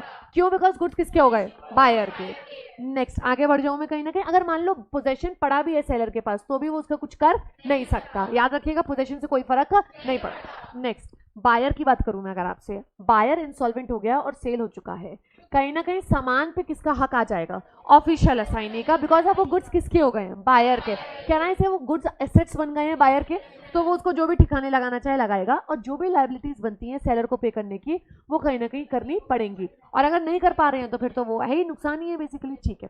अग्रीमेंट टू सेल में बताइएगा, सेलर इंसॉल्वेंट हो गया है, कुछ नहीं होगा, गुड्स पड़े रहेंगे और गुड्स पे ऑफिशियल असाइनी हक जता सकता है। क्यों जता सकता है? क्योंकि अभी सेल नहीं हुई है, अभी वो सामान किसका है? सेलर का। और अग्रीमेंट टू सेल के केस में अगर बायर इंसॉल्वेंट हो गया तो क्या हो जाएगा? तो भी कुछ नहीं होगा, कहीं ना कहीं आपका क्या हो जाएगा? मुझे बताएं, सामान तो है ही नहीं बायर के पास, तो ना सामान है ना पेमेंट करना है। क्या ये 4 बातें समझ में आती हैं? ये नई बुक्स में है, ये पुरानी बुक्स में नहीं है। जरूर से difference between sale and bailment, sale and bailment में डिफरेंस बताएंगे। बेलमेंट में कौन सी 2 पार्टीज? बेला और बेली। सेल्स में कौन सी 2 पार्टी? बायर और सेलर। बेलमेंट में क्या जाता है? पोजेशन। क्या नहीं जाता है? ओनरशिप। सेल्स में क्या चला जाता है? ओन। कहीं ना कहीं सेल्स में रिस्क जाती है बायर पे, बेलमेंट में भी रिस्क जाती है किसके पास? बेली। कहना से बेली को उस सामान का ध्यान रखना चाहिए। नेक्स्ट सेल्स में फिर बायर सामान वापस नहीं करता, पर बेलमेंट में बेली सामान वापस करेगा और बेलर को सामान लेना पड़ेगा। सेल्स की कोई टाइप नहीं है, बेलमेंट की 2 टाइप है, free gratuitous, non gratuitous, not free. Sorted with this. Next difference between sales and hire purchase. Hire purchase में पार्टीज क्या कहलाती हैं? Owner and हायरर। हायरर का मतलब है जो सामान ले रहा है, ये उल्टी बात है थोड़ी सी कहीं ना कहीं, ठीक है। और सेल्स में 2 पार्टीज आपको पता ही है। नेक्स्ट हायर परचेज के इंस्टॉलमेंट सिस्टम पे है, यस, पर सेल्स में ऐसा कुछ भी नहीं होता। सेल्स में आपकी ओनरशिप ट्रांसफर होती है, हायर परचेज में आपकी ओनरशिप कब ट्रांसफर होगी? जब लास्ट इंस्टॉलमेंट पे होगा। और अगर मान लो कभी हमने इंस्टॉलमेंट पे करने से मना कर दिया तो ओनर सामान उठा के ले जा सकता है। सेल्स के केस में आप सामान उठा के ले जा नहीं सकते। नेक्स्ट कहीं ना कहीं सेल्स में भी रिस्क ट्रांसफर हो जाती है बायर पे, हायर परचेज में भी रिस्क ट्रांसफर हो जाती है हायरर पे, उसको बियर करनी पड़ेगी। अगर वो लॉस करवाता है तो वो सामान का नुकसान बियर करेगा। Are we okay with this? दिक्कत तो नहीं है। सेल्स ऑफ गुड्स एक्ट तो पता ही है, हायर परचेज कौन से एक्ट? सुनो भाई सुनो, आज के जो टॉपिक्स ले रही हूँ मैं, अभी जो यूनिट 1 के टॉपिक्स ले रही हूँ, ये मैंने एग्जाम में बहुत ज्यादा आते हुए कभी देखे नहीं है। मतलब मुझे हमेशा उम्मीद रहती है, मई 18 से ही उम्मीद है। कितने अटेम्प्ट हो गए सोचे? मई 18, नवंबर 18, मई 19, नवंबर 19, नवंबर 20, जनवरी 21, 6 अटेम्प्ट हो चुके हैं ऑलरेडी, राइट। सो कहीं ना कहीं मुझे उम्मीद रहती है कि इस पे क्वेश्चन आएगा। ये लोग नॉर्मली इस पे क्वेश्चन देते नहीं है, पूछो क्यों? एक्चुअली क्या है, इन्होंने बहुत लिमिटेड नॉलेज दी हुई है इन वर्ड्स के बारे में। इन वर्ड्स को इन्होंने समझाया नहीं है कहीं पर भी, सिर्फ एग्जाम्पल के तौर पे दे दिया है। तो मैं इस पर बहुत ज़्यादा टाइम ना वेस्ट करते हुए कहीं ना कहीं बेसिक एग्जाम्पल समझाऊंगी, बेसिक मीनिंग समझाऊंगी, ताकि आपको डेफिनेशन दोनों की क्लियर रहे। 2 नंबर या 3 नंबर का इससे ज़्यादा आएगा नहीं। ये कहीं ना कहीं आपका डिफरेंस बिटवीन, ध्यान से सुनिएगा, document of title and document showing title. फिर से, document of title and document showing title, दोनों में आपके कॉमन वर्ड्स हैं डॉक्यूमेंट और टाइटल, ठीक है। इन्होंने एक बात कही कि कई बार आपको कुछ कागजात बनाने पड़ते हैं, for example bill of leading. ठीक बात है। Bill of leading is basically आपका कागज, प्रूफ इन द ट्रांसपोर्टेशन, ठीक है। या अगला एग्जांपल सुनिएगा, वेयर हाउस की रिसिप्ट। वेयर हाउस की रिसिप्ट का मतलब क्या हुआ कि वेयर हाउस में जो सामान पड़ा है वो आपका है, इस बात का प्रूफ। फिर से, वेयर हाउस में जो सामान पड़ा हुआ है उस बात का प्रूफ कैसे होता है, वेयर हाउस का रिसिप्ट। मैं आपको एक बात बताती हूँ, आई डोंट नो 11th-12th में आपके एक चैप्टर होता था about transportation and you know का एक्सपोर्ट इंपोर्ट, उस पर ड्यूटीज वगैरह की बात करते थे थोड़ी बहुत। और उसमें जब से आप एक्सपोर्ट स्टार्ट करते हो इंडिया से बाहर या आप इंपोर्ट स्टार्ट करते हो फॉरेन से इंडिया में, there is a series of documents जो तैयार किए जाते हैं और हर मोड में अलग अलग। एयरपोर्ट के मोड में अलग, कहीं ना कहीं ट्रेन के मोड में अलग रेलवे रिसिप्ट वगैरह बनती है, और आपके बाय वाटर मोड कहीं ना कहीं शिप्स में आपके कागज अलग बनते हैं, ठीक बात है। एक कागज बनता है which is called as mate's receipt, MATE, mate's receipt. ये कागज क्या होता है बेसिकली, मैं आपको बताऊं, कैप्टन ऑफ द शिप होता है ना, वो जब सामान रखवाता है शिप में तो वो एक रिटन में प्रूफ देता है, हाँ ये सामान मेरे शिप में चढ़ा है।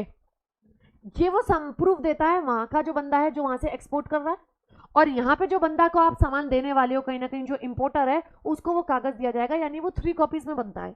3 कॉपीज का मतलब है एक एक्सपोर्टर को दिया, एक इंडिया आके इंपोर्टर को देगा और एक अपने पास रखेगा। दैट्स अ प्रूफ कि मैंने अपना ये सारा सामान अपनी शिप पे चढ़वाया हुआ है, आपका ये सामान लद के जा रहा है, ये आइटम है, एक्सपोर्टर को भी पता है, इंपोर्टर को भी पता है, मेरे को भी पता है। वो होता है मेट्स रिसिप्ट। ऐसे ही होता है रेलवे रिसिप्ट। रेलवे रिसिप्ट का मतलब है जब आप सामान ट्रेन में चढ़वा देते हो तो वहां का जो रेलवे का जो वो इंचार्ज होता है वो आपको एक कागज काट के देता है, कहता है अच्छा हाँ हमें पता है ये वाला सामान आपका है, ये जा रहा है यहाँ से यहाँ तक, something like this. So there is a variety of papers जो तैयार किए जाते हैं। Now understand, there are 2 things. 1, जिसमें आपके पास जिसके पास वो कागज है वो बेसिकली उसका एक तरीके से हो गया ओनर।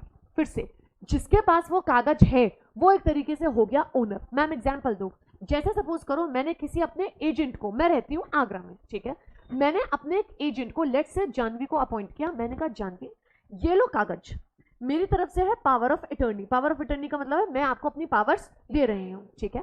और ये रहे वेयर हाउस का रिसिप्ट या डॉक वारंट। डॉक वारंट मतलब हो गया डॉकयार्ड पे जो सामान रखा गया। डॉकयार्ड समझते हैं, जो शिप से सामान आया और वहां के वेयर हाउस में रख दिया। वेयर हाउस लोकल हो गया जैसे आपका लैंड वाला, दैट्स कोल्ड स्टोरेज या नॉर्मल वेयर हाउस। डॉक होता है आपका, डॉक यार्ड आप वर्ड यूज करते हो फॉर द शिप्स, ठीक है। वहां से सामान आया, ऐसा तो है नहीं शिप से सामान उतरा तुरंत आप लोड कर लाओगे ट्रक में, भाई 2-4 दिन का टाइम लग जाता है।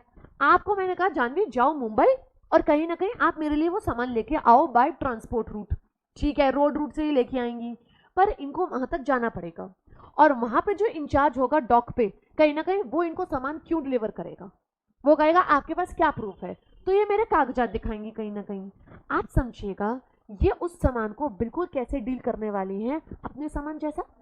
कहीं ना कहीं ये रिस्क तो नहीं ले सकती हैं कि ये सामान टूट जाएगा, गिर जाएगा, ये तो नहीं ले सकती।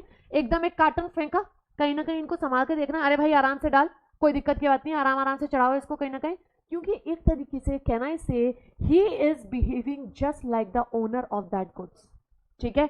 was she the owner? But was she behaving like an owner? Who gave the authority? Owner. Owner gave the authority to the agent that please collect the goods on my behalf from the warehouse, from the dock, from the railways. You need to go and collect the luggage. You need to go and collect those goods. And you are going to behave in the same manner like an owner. And now when I say she is behaving like an owner, tell me please, kahin na kahin, will she have the ownership? Yes. For that period, she will have that ownership. Will she convey a better title? Yes. kahin na kahin inke paas title bhi aayega. Will she even bear the risk? Yes. For that period कहीं ना कहीं उसे सामान उतरवाने में, yes. और कुछ accident हो जाए या कुछ ऐसा हो जाए तो अलग बात है, बट अगर ये नेग्लिजेंस दिखाएंगी तो इनका रिस्क हो जाएगा ना अपने कहीं ना कहीं। This is called as document of title. Of title का मतलब बेसिकली है एक ऐसा डॉक्यूमेंट जो आपको क्या दे रहा है, टाइटल दे रहा है। आपके पास पूरा हक है, बिल्कुल किसके जैसा, ओनर जैसा। क्या रिस्क भी आपकी? हाँ। कहना है से ये एक तरीके से वहां पे पेमेंट भी करके आ सकती हैं। अगर मैं इनको अथॉरिटी दूं तो ये वहां पे कहीं ना कहीं डॉक के चार्जेस ऑब्वियसली पे करेंगे ही करेंगे, भले ही उधर एक्सपोर्टर को करे ना करें, बट किसको पे करके आएंगे? डॉक, क्योंकि वो डॉक वाला तभी छोड़ेगा सामान कहीं ना कहीं जब डॉक चार्जेस आप पे कर दोगे। तो कहीं ना कहीं she is working just like the owner. While on the other hand, there is a कागज called as document showing title. वो क्या लग रहा है आपको? जो सिर्फ दिखा रहा है पर आपके पास टाइटल नहीं दिखा रहा, वो किसी और का टाइटल दिखा रहा है। बात समझना, टाइटल आपके पास नहीं है, आपके पास एक कागज है जिसमें mister Ram, mister X, mister Y का नाम लिखा है। जानवी के पास जो टाइटल था, Janvi was looking like the owner, she had the authority of the owner and she was behaving like an owner. But tell me something please, if she is coming from Mumbai to Agra and there is a let's say a flood in transit, and इनको अचानक लगता है कि emergency में मेरे को ये सामान उठा के भेज देना चाहिए, तो शुड शी डू इट और not? Yes, she should, because she is behaving like a document owner and she has a document of title. Sorted. अगला एग्जांपल दे दूं, सपोज करो कैप्टन ला रहा है सामान आपका शिप से, ठीक बात है, कहीं ना कहीं उसे दिखने लगा है कि सामान डूब रहा है, लोग डूब रहे हैं, ठीक है, मुझे सोच के बताना, is he actually the owner? will he even consider to park that ship anywhere to the closest port and drop your luggage there? Will he take care of it? या उसका पहला वो होगा कहीं ना कहीं priority to save the lives of the people involved on that ship? Will he be taking care of your ship? He will not be taking care of your ship. That means जो mates receipt होता है, mates receipt मतलब जो captain के पास कागज होता है, वो कहीं ना कहीं आपका बिल्कुल भी डॉक्यूमेंट ऑफ टाइटल नहीं होता, वो होता है डॉक्यूमेंट शोइंग टाइटल। वो क्या होता है? Document showing. अगला एग्जांपल देती हूँ, शेयर सर्टिफिकेट आजकल इलेक्ट्रॉनिक फॉर्म में चलने लगे, पहले फिजिकल फॉर्म में चला करते थे, ठीक है। एक बात बताना, आज आप कहीं ना कहीं उस शेयर्स के मालिक हो, मान लिया मैंने एक बार को, ठीक है, बट क्या वो शेयर्स आपके हो गए या वो कायदे से शेयर्स कंपनी के ही रहे? आप शेयर्स ट्रांसफर कर सकते हो, बट नॉर्मली किसी को भी शेयर सर्टिफिकेट दे दोगे तो उससे ट्रांसफर हो जाएगा, या डू यू थिंक डीड वगैरह बनवानी पड़ती है? डीड बनवानी पड़ती थी। That means again share certificate is not a document of title, it is a document showing title. आपको किसी को देना है ना, दो, गिफ्ट करना है ना, करो, परंतु उसके लिए आपको कागजात बनाने पड़ते थे, डीड वगैरह, तब जाके वो कहीं ना कहीं आप ट्रांसफर कर सकते थे। ऐसा नहीं होता, देखो आप समझो, करेंसी के संग आप क्या करते हो, मनी के संग आप क्या करते हो? अगर आज मैं आपको 500 रुपए दे दूं तो क्या आपको कोई प्रूफ देना पड़ता है या मुझे करना पड़ता? नहीं, वो पैसे गए, वो ट्रांसफर हो गए। बट अगर आज मैं आपको लेट से फिजिकल फॉर्म में शेयर सर्टिफिकेट दूं जिसमें मेरा नाम लिखा हुआ है कि मेरे नाम पे 100 शेयर है रिलायंस के, और आज मैं आपको वो दे दूं, सोच के बताना क्या वो आपके कोई भी काम के होंगे? नाम आज भी किसका लिखा है? मेरा। कहीं ना कहीं आपको ट्रांसफर करवाना पड़ेगा, that would be a deed, एक ट्रांसफर डीड बनेगी, और वो किसको सबमिट करनी पड़ेगी? कंपनी को। That means can I ask you one thing, actual में वो शेयर्स किसके हैं? आप भले उसमें पैसे इन्वेस्ट करो, माना मैंने अपने पैसे लगाए उसमें, कहीं ना कहीं आप कहते हो we are the owners of the company, but actual में वो शेयर्स आपके नाम पे जो हैं वो हैं किसके? कंपनी की। तो आपको जो परमिशन लेनी पड़ेगी ट्रांसफर करने की, वो किससे लेनी पड़ेगी? कम। माना आपने उतने में पैसा लगाया, आपके पास बेचने का हक भी है, पर आप डायरेक्टली नहीं बेच सकते, आपको कहीं ना कहीं क्या बनवानी पड़ती है? Transfer D. That means share certificate is a document of title या शोइंग टाइटल? शोइंग। अगर वो फ्री होता, अगर आप यूं ही दे देते तो वो क्या बन जाता? Document of title. अगर कैप्टन ऑफ द शिप आपके सामान पे कुछ भी हक जता सकता तो कहीं ना कहीं वो क्या बन जाता? Document of title. पर ये डॉक्यूमेंट सब क्या है? शोइंग टाइटल, ऑफ टाइटल नहीं है। ये बात समझ में आती है पक्का से? अब सुनिएगा, अब इसमें ना क्या बात है, आपको अब मैंने आपसे कहा ना ये टॉपिक थोड़ा सा कहीं ना कहीं अलग टाइप का है। फर्स्ट, आप दोनों के बीच का डिफरेंस दे सकते हैं। क्या डिफरेंस आएगा? ओनरशिप किसमें है? Of title. किसमें नहीं है? रिस्क भी किसमें है? किसमें नहीं है? अगर मान लो एक बात पूछूं मैं आपसे, कैप्टन ऑफ द शिप की वजह से अगर पूरा शिप डूब भी गया, कैप्टन मर गया, आप क्या उखाड़ लोगे? आप क्या उखाड़ लोगे? आप मुझे बताओ। नहीं ना, कुछ नहीं उखाड़ सकते। अगला एग्जांपल देना, ये एजेंट थी, ये सामान ला रही थी, नेग्लिजेंस दिखाया इन्होंने, कैप्टन ने भी नेग्लिजेंस दिखाया, इन्होंने भी दिखाया, जो जिंदा बच के आ गई है किसी तरीके से, मैं इनसे क्लेम करूंगी या नहीं करूंगी? क्लेम तो डेफिनेटली करूंगी। ठीक बात है, बात समझ में आती है। एक और बात पूछ लूं आपसे, लोग शिप्स पे इंश्योरेंस करा के सामान का क्यों चलते हैं? या तो एक्सपोर्टर इंश्योरेंस करवा देता है, इंपोर्टर करवा देता है। क्यों करवाते हैं इंश्योरेंस? अगर लॉस हुआ तो कौन बियर नहीं करेगा? कैप्टन। कैप्टन को कोई मतलब नहीं है, किसको बियर करना पड़ेगा? या तो एक्सपोर्टर को या इंपोर्टर को, एज अग्रीड, एज अग्रीड, तो वो अपना इंश्योरेंस करवा के चलते हैं। You get my point? कहीं ना कहीं आप समझिएगा। तो एक तो हो गया दोनों का पॉइंट, डिफरेंस का डेफिनेशन। सेकंड आएगा एकमात्र पॉइंट, दैट इज एग्जाम्पल। और आपका कहीं ना कहीं डॉक्यूमेंट शोइंग टाइटल में तो इन्होंने बुक में कुल मिला के 2 एग्जाम्पल दिए हैं। 1 mate's receipt, second share certificate. इसका तो शॉर्टकट भी हो गया, तुम ही बता दो।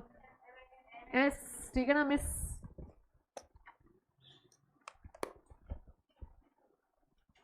ठहरो ठहरो, मैं लिखवा दूंगी। ये हो गया मिस, ठीक है, डॉक्यूमेंट शोइंग टाइटल में। तो अब आया document of title. Document of title में बहुत सारे कागज हैं, bill of lading, dock warrant, warehouse certificate, wharfinger certificate, ये सब एक जैसी जगह हैं। Warehouse, wharfinger, dockyard, ये सब एक जैसी जगह हैं। तो आपके बहुत सारे कहीं ना कहीं कागज आएंगे। हमने इसका एक तैयार कर रखा है शॉर्टकट। बीडीपी के मिस्टर को एकदम मजा आया, वाह वाह वाह। जरा फिर से बताएंगे मुझे। ठीक बात है ना, मिस्टर को आया, दूसरी वाली तो मिस है, ठीक बात है ना। ये रहा तुम्हारा, ये रहा, ठीक है। बी से बिल ऑफ लेडिंग, डी से डॉक वारंट, मिस्टर में एम से मल्टी मॉडल डॉक्यूमेंट, ये भी एक तारीखी से एक कागज होता है। Next railway receipt, next W से 3 है, W warehouse keeper certificate, wharfinger certificate और वारंट। समझ में आता है, वारंट सर्टिफिकेट आप कह सकते हो, ठीक है ना। है मैं एक बात बताऊं, अब तुम मुझसे चाहती है तो मैं सब पे पैराग्राफ्स आपको लिखवा सकती हूँ कहीं ना कहीं, बट द पॉइंट इज इसका करोगे क्या। ये 11-12 के टॉपिक है, अभी मैं आपको डेफिनेशन दिखवा दूंगी, डोंट वरी। ये है एक तरीके से यही सब भाई बहन, वेयर हाउस, डॉकयार्ड, ये सब सामान रखने की जगह है बेसिकली, ठीक है। तो ये लिख लो शॉर्टकट, बीडीपी क्या है। मिस्टर को एकदम मजा आया, वाह वाह वाह। पुराने वाले बैच के तो बच्चे एकदम एक्टिंग भी करके दिखाते थे मुझे, बीडीपी के, ठीक है ना। आओ स्पेलिंग सही से लिखिएगा।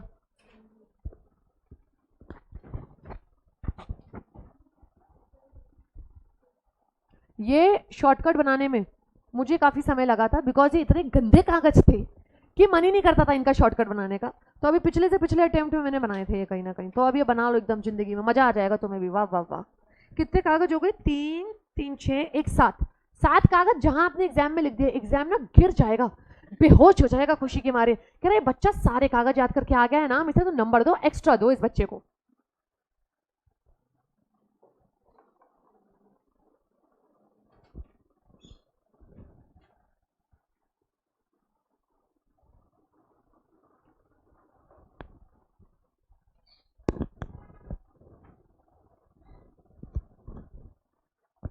बेड़े एक मस्त बात बताऊं, ओपीसी में मिस्टर सी याद है क्या होता था, ठीक है। रेसिडेंट वाले टॉपिक में अमेंडमेंट आ गया है, बट वो अमेंडमेंट आपके सिलेबस में भी नहीं आया है, क्योंकि वो अमेंडमेंट आ रहा है 1 अप्रैल से, ठीक है। और आपका अटेम्प्ट है मई में, तो आपकी आरटीपी में वो लोग उसको इंक्लूड नहीं कर रहे हैं। उन्होंने अब उसको शॉर्टकट को चेंज करना है, वो शॉर्टकट हो जाएगा मिस्टर सी से एमएनसी। एमएनसी रेसिडेंट के अलावा अब नॉन रेसिडेंट्स भी अलाउड है, ठीक है ना। 182 डेज की जगह अब टाइम हो गया है 120 डेज। कह रहे हैं मैम अभी कुछ करना है, अभी कुछ नहीं करना, इंटर में करेंगे। एक और मस्त बात बता दूं, आपको याद है ओपीसी के कन्वर्जन सिखाए हैं, 50 लाख, 2 करोड़, वॉलंटरी, मैंडेटरी। मुझे लगता नहीं है वो एग्जाम में आएगा। वॉलंटरी और मैंडेटरी कन्वर्जन दोनों हटा दिए हैं proper, they have removed it, there is no now restriction regarding conversion. तो मुझे लगता नहीं अगेन कि वो एग्जाम में वो देना चाहिए उन्हें कहीं ना कहीं। तो you can relax in these topics, ठीक है। स्मॉल कंपनी के फिगर्स बदल गए हैं, आपने 50 लाख और 2 करोड़ करे हैं, वो फिगर 2 करोड़ और 20 करोड़ हो गए हैं। बट अब मुझे 15-20 दिन का समय दो, आरटीपी आ जान दो। आरटीपी में अगर वो अमेंडमेंट होगा तो वो मई के लिए एप्लीकेबल है, वरना आप पुराने वाले फिगर्स के संग ही चलना। ये मैं आपको फिगर्स फिर जैसे इंटर में आओगे तब कराऊंगी, ठीक। इंटर में भी आने के लिए क्या समय रह गया है, क्या जून जुलाई में तो आ ही जाओगे एकदम, ठीक है ना। मोनिका हल्का मुस्कुराई क्यों बेटा एकदम।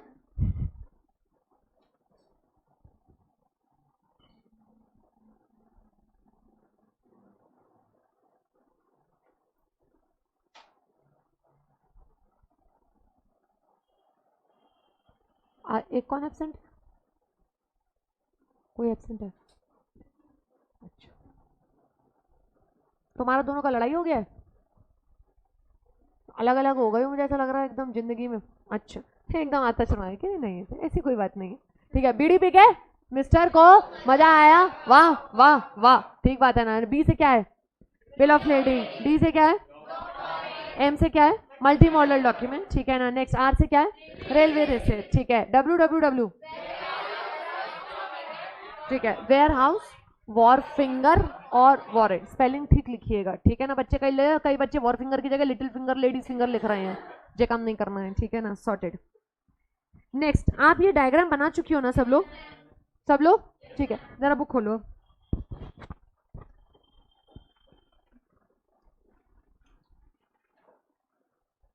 तुम लोगों ने बनाया डायग्राम है ना? जानवी तूने नहीं बनाया? तूने बनाया?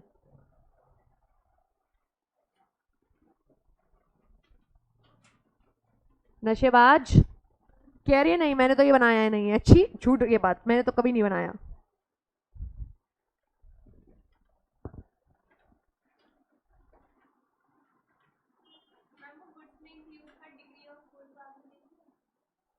ओ आई फॉरगॉट, अभी देखती हूँ मैं, अभी अभी अभी। ठीक है तुम पढ़ो तब तक वो पैराग्राफ। मिल गया तुम लोगों को बुक में? भाई पढ़ ले नालायक। वॉर फिंगर सर्टिफिकेट बेसिकली है आपका जिस मोमेंट पे, डू यू अंडरस्टैंड, शिप से जो आने वाला सामान होता है वो कार्गो कहलाता है। Do you understand this? ठीक है ना? आपका जैसे ही सामान आपका अनलोड होता है कहीं ना कहीं और पोर्ट पे ही रखा जाता है, that is called as wharfinger. ठीक है, वॉर फिंगर मीन्स जिस मोमेंट पे आपकी शिप पोर्ट से कनेक्ट करी गई, साथ में रखी गई। डू यू नो एंकर से वो बांधी जाती है, ठीक है, ताकि वो बह के आगे ना निकल जाए वापस से, उसको एंकर से बांधा। वहां पे जो साइड में जैसे ही आपने सामान अनलोड करा और वहीं पे रखा पोर्ट पर ही, that's called as wharfinger. And उस पोर्ट से उठा के थोड़ी दूरी पे आप कहीं ना कहीं प्रॉपर लैंड पे जब आप ले जाते हो सामान उठा के, that is called as dock area या डॉक यार्ड। दैट मीन्स जो इमीडिएट पोर्ट पे अवेलेबल होता है, that's called as war finger.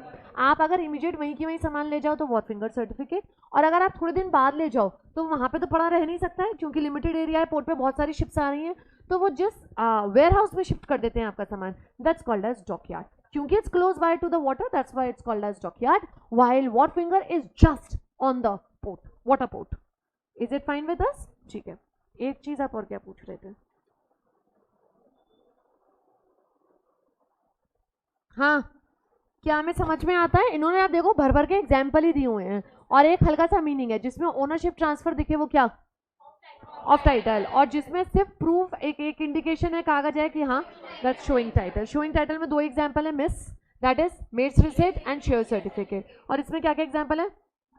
Bidi P के मिस्टर को मजा आया, वाह वाह वाह। बी से, डी से, एम से मल्टी मॉडल ट्रांसपोर्ट, ठीक है। आर से रेलवे रिसिप्ट, ठीक है। W W W warehouse, wharfinger और warrant certificate. Sorted with this? बस इस ज़्यादा डिफरेंस के लिए इसमें तैयार करिएगा मत, कोई इतना पढ़ के भी नहीं आता है, ठीक है ना। एक और बात, ये कागज अगर कोई और माइका लाल याद करके दिखा दे तो पूछ लेना, ठीक है ना, चेक कर लेना। ये कागजों के नाम याद करना बहुत मुश्किल काम हो जाता है, आपको सारे याद हैं जो बुक में दिए हुए हैं। Good with this? नेक्स्ट आगे बढ़ जाऊँ मैं आपके संग, टॉपिक डन हो गया, ठीक है। आगे सुने, मर्केंटाइल एजेंट ले चुकी हूँ मैं आपके संग, ठीक है, मतलब जस्ट द एजेंट। सुनेंगे अगली बार, सुनेंगे अगली बार, सुनेंगे अगली बार, सुनेंगे। If I sell you the goods today, ठीक है ना, मैं आपको आज कोई सामान बेचती हूँ, क्या सामान आप मुझसे खरीदना चाहते हो बताओ? जूते? वो तो तुम खाना चाहते ही हो, वो तो अलग बात है, परंतु आप कुछ मुझसे सामान खरीदना चाहते हो। लेट्स से आप क्या खरीदोगे मुझसे? मेरी वॉच खरीदना चाहते हो? लो मेरी वॉच ले लो, ठीक है। ऐसी कोई महंगी चीज मेरे पे है ही नहीं जिंदगी में, ठीक है, एकदम सस्ते लोग हैं। टीवी चाहिए? टीवी लेना है? टीवी ले लो, ठीक है, तुम टीवी ले लो, वॉच ले लो, जो तुम्हें लेना है ले लो। सुनो, ये भाई साहब टीवी ले गए, हादी भाई साहब टीवी ले गए हैं, ठीक है ना, मुझसे खरीद के, मैंने सेल कर दिया बाकायदा, आपको दिक्कत तो नहीं है, ठीक है, प्रॉपर सेल करिए, राइट। अब ये इस टीवी का कुछ करे, हम में से किसी को कोई लेना देना? मैं सेलर थी, क्या मैं इनसे पलट के पूछूंगी टीवी का क्या किया? नहीं, मैं कभी नहीं पूछूंगी, ये मुझे शादी में कभी मिलेंगे, मैं इनसे कभी नहीं पूछूंगी टीवी का क्या किया। हो सकता है रोज टीवी देखते हो, ठीक है, हो सकता है सास बहू की सीरियल देख रहे हो बैठ के, इनका मर्जी, बिग बॉस देख रहे हो, इनका मर्जी, ठीक है। हो सकता है इन्होंने उसको लैपटॉप से कनेक्ट कर लिया हो और उसमें यूट्यूब के वीडियोस देखते हो, आपको दिक्कत नहीं। हो सकता है इन्होंने इसको पीएस से कनेक्ट कर लिया हो, कहीं ना कहीं इसमें गेम्स खेलते हो, ये वीडियो गेम्स, आपको दिक्कत नहीं। हो सकता है इन्होंने अपने यहाँ जाके इसको रूम में टांग दिया और उसको ढक दिया हो, ये नहीं चलाते टीवी, आपको दिक्कत नहीं, ठीक है। अचानक इनको गुस्सा आया एक दिन, कहीं ना कहीं इन्होंने कहा मन किया, इन्होंने टीवी लिया, उठा के दे छत से फेंक दिया, आपको कोई दिक्कत? इन्होंने ये कहीं ना कहीं तोहफे में किसी को दे दिया, आपको कोई दिक्कत नहीं। इन्होंने टीवी के बदले में लोन ले लिया 5,000 रुपए का, कहना है इसे, इन्होंने ये गुड्स प्लेज पे रख दिए, ठीक है। मैं आपको एक नया वर्ड सिखा रही हूँ, सुनिएगा। आप लोगों ने ये वर्ड सुना होगा पर मुझे लगता नहीं है आपको इसका खासा मतलब पता है। There is a word called as mortgage, सबने सुना है? And there is a word called as pledge, हो सकता है ये भी आपने सुना हो, और आप दोनों को इंटरमिंगली यूज करते हो कहीं ना कहीं, और आप इसे क्या मान के चलते हो कहीं ना कहीं? क्या मानते हो? सेम। अच्छा सेम बोल रहे हैं, मैंने कहा सेल बोल रहे हैं, क्या हो गया इन्हें, ठीक है ना, सेम मान के चलते हो। आप इसको सिंपली बोल देते हो गिरवी, है ना। आप सामान रखते हो किसी के पास, बदले में पैसा लेते हो, वो सामान कहीं ना कहीं आपको वापस मिल जाता है अगर लोन चुका दो, और अगर नहीं चुका पाते हो तो वो सामान बिक जाता है। Mortgage is a word you use for immovable property, while pledge is a word you use for movable property. That's the only main difference between mortgage and pledge. Mortgage is a word used for immovable. So if I say घर मैंने गिरवी पे रखा है, that's a mortgage. While if I say मैंने gold गिरवी पे रखा है, that's a pledge. We understand this? इन दोनों words को combine कहा जाता है। आप सीए इंटर में एक चैप्टर कराऊंगे मैं आपको, चार्ज। ये बैटरी वाला चार्ज नहीं है, ये आपका ये वाला चार्ज है। That means mortgage plus pledge is equals to charge, whether it's on movable goods or on immovable property. Sorted with this. तो प्लेज वर्ड का मतलब क्या हुआ? मूवेबल। एक बात पूछूं आपसे, हमारे पूरे सेल्स ऑफ गुड्स में मैं क्या वर्ड यूज करूंगी? प्लेज। क्यों? क्योंकि इमूवेबल तो हम कवर करते ही नहीं, है ना। ये बात समझ में आती है। तो क्या खादी उस टीवी को कहीं ना कहीं प्लेज पे भी रख सकते हैं? बोलो ना, रख सकते हैं ना कहीं ना कहीं। Everybody is okay with this? किसके पास प्लेज पे रखोगे बेटी हादी? अरे कौन है लेंडर? क्लास में पूछ रही हूँ, दादी अम्मा मेरी। हाँ हाँ, यश को दे देना चाहते हैं। आपने यश की शक्ल देखी, यश शक्ल से लग नहीं रहे हैं लोन देने वाले आदमी, परंतु इन्होंने लोन दे दिया, ठीक है। यश बेटा 5,000 रुपए दे दो, दे दो, दे दो, टीवी मिलेगा बदले में, ठीक है। हाँ रख लिए, हाँ बस ठीक है। अब ये टीवी किसके पास पड़ा हुआ है? यश के पास। हो सकता है ध्यान से, हो सकता है ध्यान से हादी ये परमिशन भी ले ले कि वो टीवी कंटिन्यू करना चाहते हैं यूज करना, ठीक बात है। और हो सकता है वो टीवी कहीं ना कहीं यश के पास छोड़ जाए, परंतु ये सामान प्लेज पे जा चुका है। फिर से ये सामान प्लेज पे जा चुका है, जरूरी नहीं है वो सामान कहीं ना कहीं यश के पास ही हो सकता है वो ओरिजिनल जो ओनर है उसके पास भी पड़ा हो सकता है। It depends on the contract. मैं आपको एग्जांपल दूंगी, आपको उससे समझ में आएगी बात मेरी, ठीक है ना। कैसे मैं आपको समझाऊंगी, बट पहले उससे पहले ये समझाओ मुझे, यश के पास टीवी आ गया है, लेट्स अज्यूम यस। यश के पास टीवी क्यों आया है? क्या हादी ने उन्हें वो टीवी बेच दिया है या प्लेज पे रखा है? What do mean by pledge पे रखा है? यानी कल लोन लिया है, कल को अगर ये टीवी लोन वापस नहीं कर पाए तो ये क्या उठा के करेंगे? बेच देंगे, है ना। यही होगा ना, पक्का। अब सुनिएगा, बहुत इंपॉर्टेंट बात हो गई। एक लास्ट लाइन बताऊंगी, कंसेप्ट खत्म हो जाएगा। यश इस टीवी का इस्तेमाल सिर्फ कब कर सकते हैं? जब हादी इनको लोन टाइमली रीपेमेंट नहीं कर। मान लो अभी ड्यू डेट आई नहीं है, ड्यू डेट है 31 दिसंबर की। क्या यश इस टीवी को किसी को बेच सकते हैं? No no. कब बेच पाएंगे? जब डिफॉल्ट होएगा। सेकंड, क्या ये इसको यूज कर सकते हैं?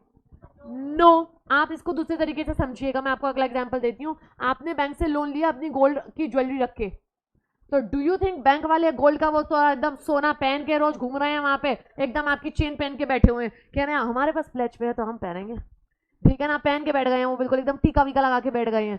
Possible? Not possible, not possible. वो उसको यूज नहीं। क्या वो किसी और को तोहफे में दे सकते हैं? सपोज करो अनन्या जी एसबीआई में काम करती थी, एकदम कैशियर थी, इनके पास कुछ गोल्ड रखा हुआ था, प्लेज पे भाई साहब रखे गए थे, इन्होंने गिफ्ट में दे दिया अपनी बेटी को, कह रहे दे दो, ठीक है। दे पाएंगी? नहीं दे पाएंगी, नहीं दे पाएंगी ना। सारे सवालों के आपने सही से जवाब दिए। एक बात बोल दूं, the original owner, the buyer, जिसके पास फाइनली वो सामान है, जैसे Hadi, he has the general property in goods. When I say general property, it means everything. He can throw it from the roof, he can watch it, he can close it, he can put the parda on it and never watch it, he can gift it to somebody and he can keep it on the pledge as well. However, this person who was basically, जिसके पास सामान goods loan उसमें आए हैं, कहीं ना कहीं pledge में आए हैं, he can only have a special property. And when can he use this? When there is a default in the repayment of the loan. Can he give this to anybody as gift? Can he sell it before time? He cannot sell. Can he use it personally? But what does general property mean? General property involves everything. You can use it any way you want. But अगर किसी के पास pledge वगैरह पे रखवाई है, तो वो जो बंदा है जिसके पास रखवाई है, वो सिर्फ किस पर्पस के लिए यूज कर सकता है? अपना लोन का अमाउंट रिकवर करने के लिए। इसके अलावा वो और किसी चीज के लिए यूज नहीं कर सकता। इसी में एक और एग्जांपल दे दूं, बेलमेंट भी तो इसी टाइप की प्रॉपर्टी दिखाता है। आप मुझे बताना, मेरे पास कुछ कपड़े थे, मैंने टेलर को स्टिच होने के लिए दिए, ठीक बात है, उसमें फिटिंग वगैरह करवानी थी मुझे। आप मुझे बताइएगा वो मैं कपड़े अपनी फ्रेंड को दे सकती हूँ? हाँ, मैं उसको मैं मेरे हैं, मेरे कह रही है नो। अरे भाई क्यों? ठीक है ना, मैं दे सकती हूँ, मैं ओनर हूँ, ठीक है ना, मैंने ऐसे ही दिए, ठीक है ना, दे सकती हूँ। हाँ, मैं उसे अलमारी में बंद करके रख दूं कोने में, मैं नहीं पहनूंगी, कर सकती हूँ। हाँ, मैंने उससे उससे पूरे घर की सफाई कर ली, आपको दिक्कत? नहीं, मैंने उसे किसी को गिफ्ट में दे दिया, आपको दिक्कत? ठीक है, मैंने कहा कि मैंने को नहीं पहनना है, मैं किसी को बेच दूंगी, आपको दिक्कत? मैंने टेलर को ठीक होने के लिए दे दिया, आपको दिक्कत? टेलर उसमें सिर्फ क्या काम करेगा? ठीक करेगा। क्या वो खुद पहन के चला जाएगा शादी में? मेरा शरारा वो पहन के चला गया, ठीक है ना, वो पहन के जा रहा है शादी में, मैंने कहा भाई साहब ये कह रहा आप ही का था, मैंने सोचा पहन। ठीक है, क्या वो अपनी बेटी को गिफ्ट में दे सकता है? कह रहे उसकी शादी दे दी मैंने, अच्छा लगा था शायद दे दिया। नहीं, उसकी प्रॉपर्टी कैसी है? स्पेशल, वो सिर्फ उतने ही काम करेगा जितना उससे कहा। मेरे पास प्रॉपर्टी कैसी है? जनरल, मैं इसे किसी भी चीज के लिए यूज कर सकती हूँ। So the owner has the general property, while the person who is getting for some work, let's say pledge पे मिला है उसके पास या bailment में है, तो that person has which property? Special property, वो सिर्फ एक पर्टिकुलर चीज के लिए यूज कर सकता है, सारी चीजों के लिए यूज। क्या ये बात समझ में आती है सबको? दिक्कत तो नहीं है? अब मैं यहाँ पे ना एक आध वर्ड समझाना चाहती हूँ क्योंकि मुझे बोलने में दिक्कत आ रहा था। प्लेज समझ में आता है ना? प्लेज इज फॉर मूवेबल और मॉर्गेज इज फॉर। प्लेज में जो पार्टीज होती है ना बेटा, वो कहलाती हैं, एनी गेसेस? हाँ मुझे पता था, इसलिए मैंने पूछा था, प्लेजर प्लाची। नो सर, ठीक है, पॉनर पॉनी, बेसिकली जो गुड्स दे और क्या ले रहा है वो? लोन ले, दैट्स पॉनर। और पॉनी वो बंदा है जो बेसिकली लोन देता है और बदले में सामान लेता है। तो यश हमारे एग्जाम्पल में क्या थे? पॉनी, और हादी क्या है हमारे एग्जाम्पल में? पॉनर। तो पॉनर पॉनी, प्लेजर प्लेजी कभी कभी यूज हो जाता है, आप जैसे और भी बतेरे लोग घूम रहे हैं, परंतु पॉनर पॉनी इज द वर्ड, ठीक है। जनरल प्रॉपर्टी स्पेशल प्रॉपर्टी समझ में आता है? जनरल में सारे हक, स्पेशल में बहुत लिमिटेड, है ना। अगेन, जनरल प्रॉपर्टी और special property first difficult topic माना जाता है, सेकंड एग्जाम में आया नहीं है, थर्ड तुमको समझ आया कि नहीं आया? ठीक है, ठीक। कुछ लिख रहे हो क्या तुम लोग? अच्छा लिख लो, तुम अपने वर्ड्स में लिख लो मॉर्गेज प्लेज वगैरह। मेरी घड़ी जबरदस्ती उतरवा दी थी, खरीदने आए थे बड़े भाई। कितने की है? जितने की तेरे सीए की डिग्री लगेगी उतने की है, अब बता। तुम्हारी सीए की डिग्री 10 रुपए की है? कौन है भाई, कौन है 10 रुपए वाले? ओ भाई बिल्कुल छोड़ दो, एकदम छोड़ दो, 10 रुपए के लिए मेहनत मत करो, फिर तो तुम एकदम मेहनत मत करो।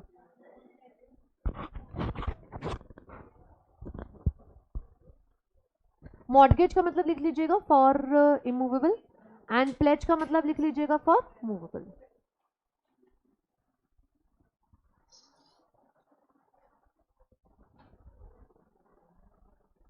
पॉनर और पॉनी का मतलब भी लिख लीजिए।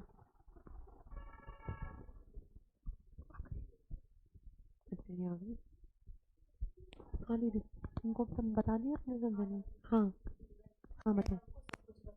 ठीक है ठीक है ठीक है ठीक है ठीक है,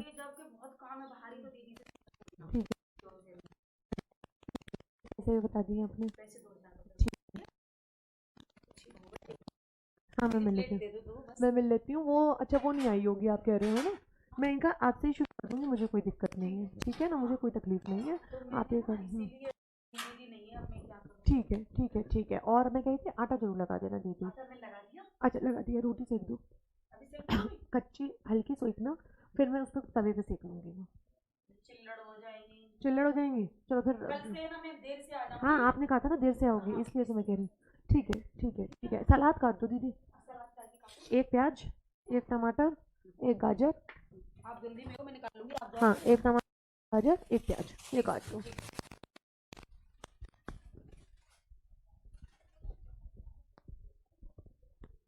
क्या नाम है दीदी आपका? अच्छा खुशबू, अच्छा खुशबू, ठीक है दीदी। आप कितने बजे आओगे? नहीं आप मुझे बताओ कितने बजे तक आप आ सकते हो, सुबह कितने बजे आ सकते हो आप?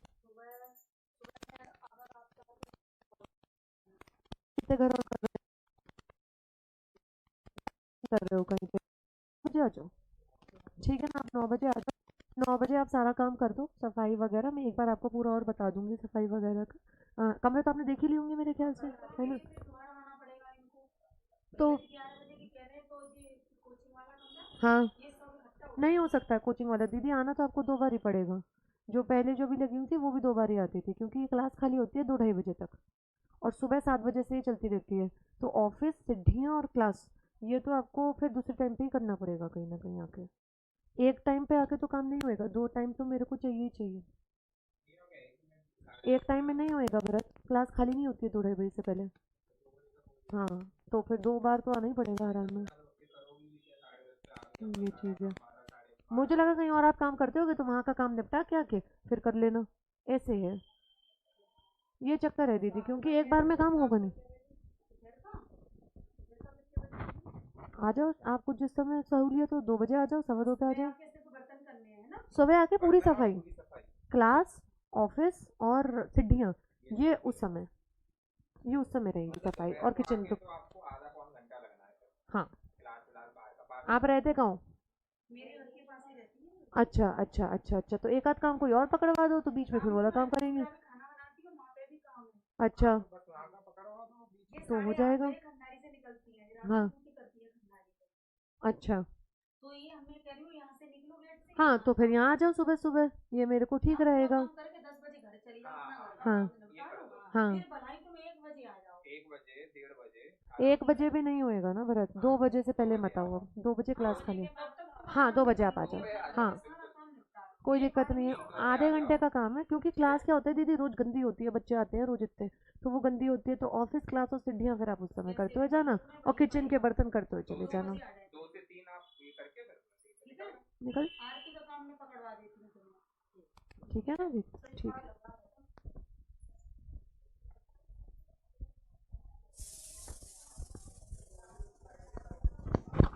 हाँ भाई, कितने खुश क्यों हो गए?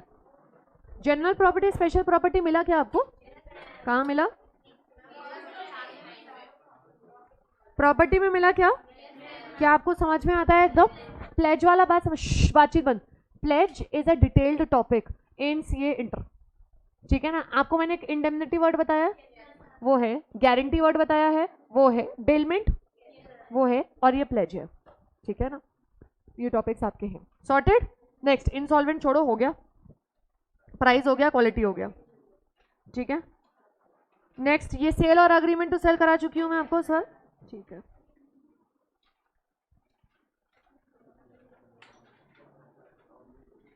Next, contract of sale how made कर चुके हैं, मैंने आपको इसमें कुछ बातें बताई थी, ध्यान से सुनिएगा। फर्स्ट, हो सकता है इमीडिएट कैश ट्रांसफर और इमीडिएट गुड्स ट्रांसफर हो जाए। सेकंड, और क्या हो सकता है जरा मुझे बताएं।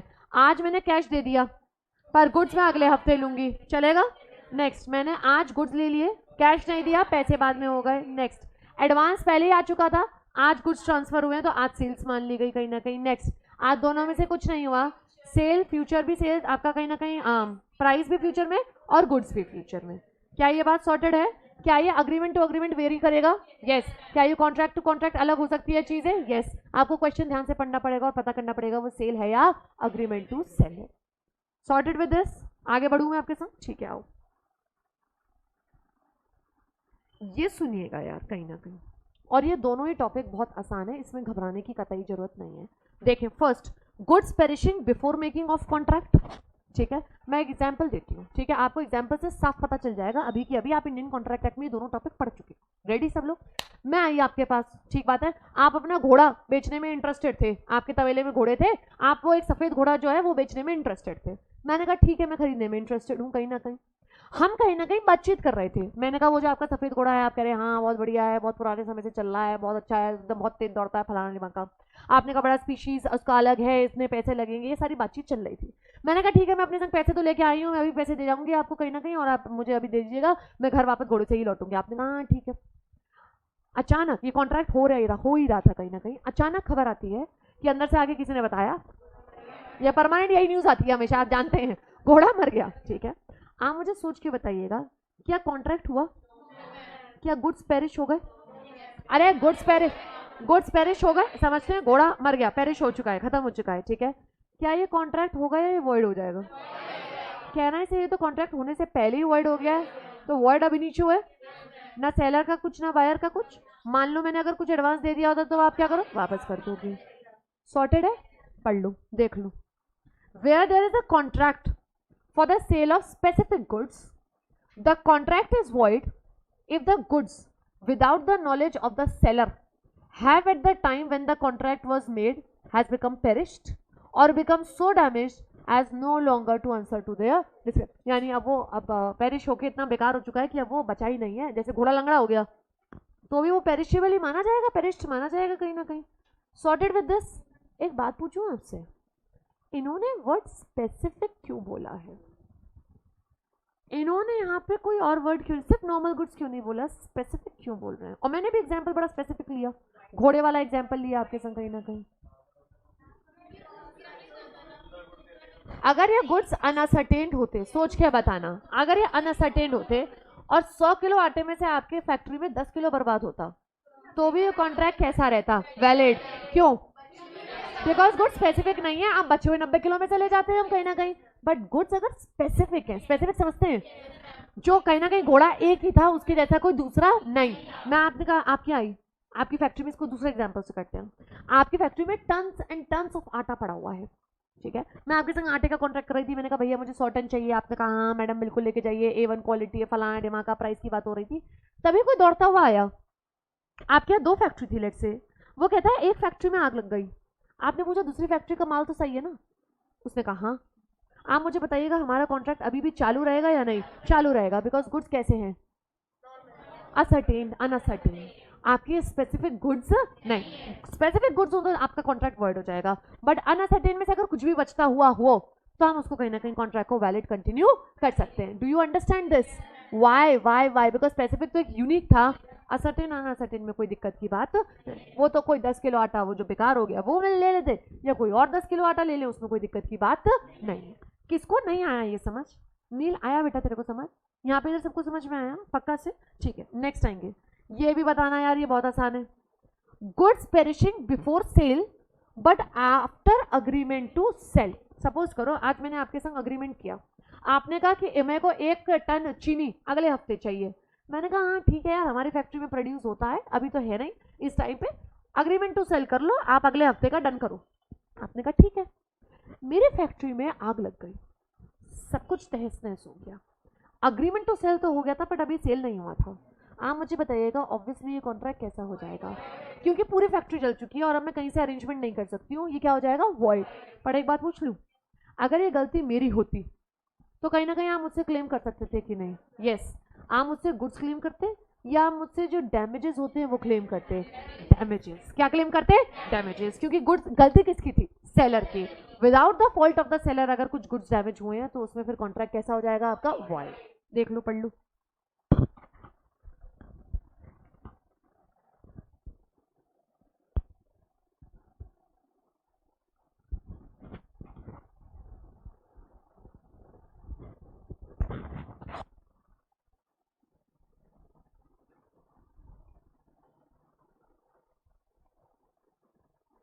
क्या हमें समझ में आता है? दिक्कत तो नहीं है मेरे ख्याल से। गुड्स पेरिश हो गए पहले वाले केस में स्पेसिफिक, दूसरे वाले में अग्रीमेंट फॉर सेल वाले में, ठीक। नेक्स्ट, असर्टेनमेंट ऑफ प्राइस का आएगा। What do you mean by the word ascertainment? Decide करना। असर्टेन मतलब आइडेंटिफाई करना, डिसाइड करना, कैसे डिसाइड करना है, ठीक बात है ना? सुने, ये मैं आपको अभी डायग्राम्स बनवाती हूँ, ठहरे। ये देखिए, हम कहते हैं असर्टेनमेंट ऑफ प्राइस, बेसिकली इसका सेक्शन 9 है, उसका मैंने आपको शॉर्टकट करवा दिया है, ठीक है ना? First, fixed by the contract, यानी कि कॉन्ट्रैक्ट में सेलर और बायर ने डिसाइड कर लिया ये प्राइस है। और नॉर्मली यही होता है यार, कहीं ना कहीं कौन डिसाइड करते हैं? सेलर और बायर। कॉन्ट्रैक्ट में डिसाइडेड है इतना प्राइस है, सॉर्टेड। सेकेंड, हमने कहा agreed to be fixed in a manner provided by a contract, यानी उन्होंने आपस में जो कॉन्ट्रैक्ट किया है उसमें मेथड लिख दिया है कैसे करेंगे। सुनो सुनो सुनो, जैसे गोल्ड का प्राइस आज आप और मैं फिक्स नहीं कर सकते। कहना से हमें गोल्ड स्मिथ का हेल्प चाहिए होगा, कहना से हमें कोई गोल्ड का जो ज्वेलर होएगा उसका हेल्प चाहिए होगा, वो हमें बता सकेगा क्या इसमें असली गोल्ड है, कितना नकली सामान है, क्या है, वगैरह वगैरह। कहना से वो एक तरीके का वैल्यूअर बंदा हो गया। लेट्स से बैंक वालों को आप प्लेज पे दे रहे हो, तो भी कहीं ना कहीं गोल्ड का वैल्यूएशन कराने के लिए कोई स्पेशल बंदा चाहिए होगा। ये कोई सब्जी तो नहीं है जो आपने यूं ही चेक करके खरीद लिया और बेच लिया और प्राइस डिसाइड कर लिया। कौन इन्वॉल्व हुआ इसमें? कहीं ना कहीं वैल्यूअर। और थर्ड हमने कहा determined in the course of dealings, यानी कंटिन्यूएशन में कॉन्ट्रैक्ट करते करते हमने कहा पहले कॉन्ट्रैक्ट स्टार्ट करो फिर प्राइस डिसाइड कर लेंगे। ऐसा होता नहीं है, कई बार आपसे लोग कहते हैं अरे भैया यार तुम सामान लो 4 दिन चला के देखो फिर उसके बाद प्राइस की बात करेंगे। ऐसा होता है ना। या जो रेगुलर दुकानें होती हैं जिन पे आप जाते हो, कह रहे अरे भैया पैसे तो आते रहेंगे, आज सामान ले जाओ। तो यानी वो डीलिंग्स में करते करते इवेंचुअली आदत पड़ जाती है। बट पहला मेथड कौन सा होता है? Obviously fixed by the contract. Contract में डिसाइडेड होता है कि इस तरीके से काम करना है, तो वो फिक्स्ड बाय कॉन्ट्रैक्ट हो गया। सेकंड हो गया अग्रीड, जो कॉन्ट्रैक्ट में लिखा हो। कॉन्ट्रैक्ट में मुझे हम थर्ड पर्सन का हेल्प ले रही हूँ, किसका? वैल्यूअर का। और थर्ड कहीं ना कहीं हमने क्या कह दिया? Dealings. Over the course of the period हम डीलिंग्स में डिसाइड कर लेंगे। तीनों ही मेथड तो आप यूज करते हो। अगर मैं नॉर्मल बात करूं तो फिक्स्ड बाय कॉन्ट्रैक्ट, अगर बड़े गोल्ड जैसी चीजें इन्वॉल्व हो तो वैल्यूअर, और वैल्यूअर एक एग्जांपल है सिर्फ, ठीक है ना। और थर्ड जब आप हैबिचुअल हो जाते हो तो in the course of dealings. तो फाड़ अपने को समझ में आता है। कौन सा सेक्शन? नो। ये क्या पता करने के लिए? प्राइस असर्टेन करने के लिए। क्या ये बात समझ में आती है? Everybody is okay with this? ठीक है, अब अगली बात सुनिएगा, और ये बहुत छोटी सी बात है और इससे ही खत्म होगा आपका ये फर्स्ट यूनिट। आपने कहा मैम बताऊं, सपोज करो आपने अपने कॉन्ट्रैक्ट में किसी थर्ड पर्सन को हायर किया था जो प्राइस डिसाइड करवाने में हेल्प करेगा। दैट मीन्स किसकी बात चल रही है? वैल्यूअर जैसे इंसान की। ठीक बात है। गांव वगैरह में पता है आज भी क्या होता है, हम किसी जो सीनियर जो बुढ़े होते हैं, ठीक है ना, उनको बुलाते हैं, कह रहे भाई साहब आप डिसाइड करवाओ, ठीक है ना, हमें नहीं पता हम खेती कितने की कर रहे हैं, आप डिसाइड करवाओ क्या प्राइस, जो आप कहोगे हम वो मान लेंगे।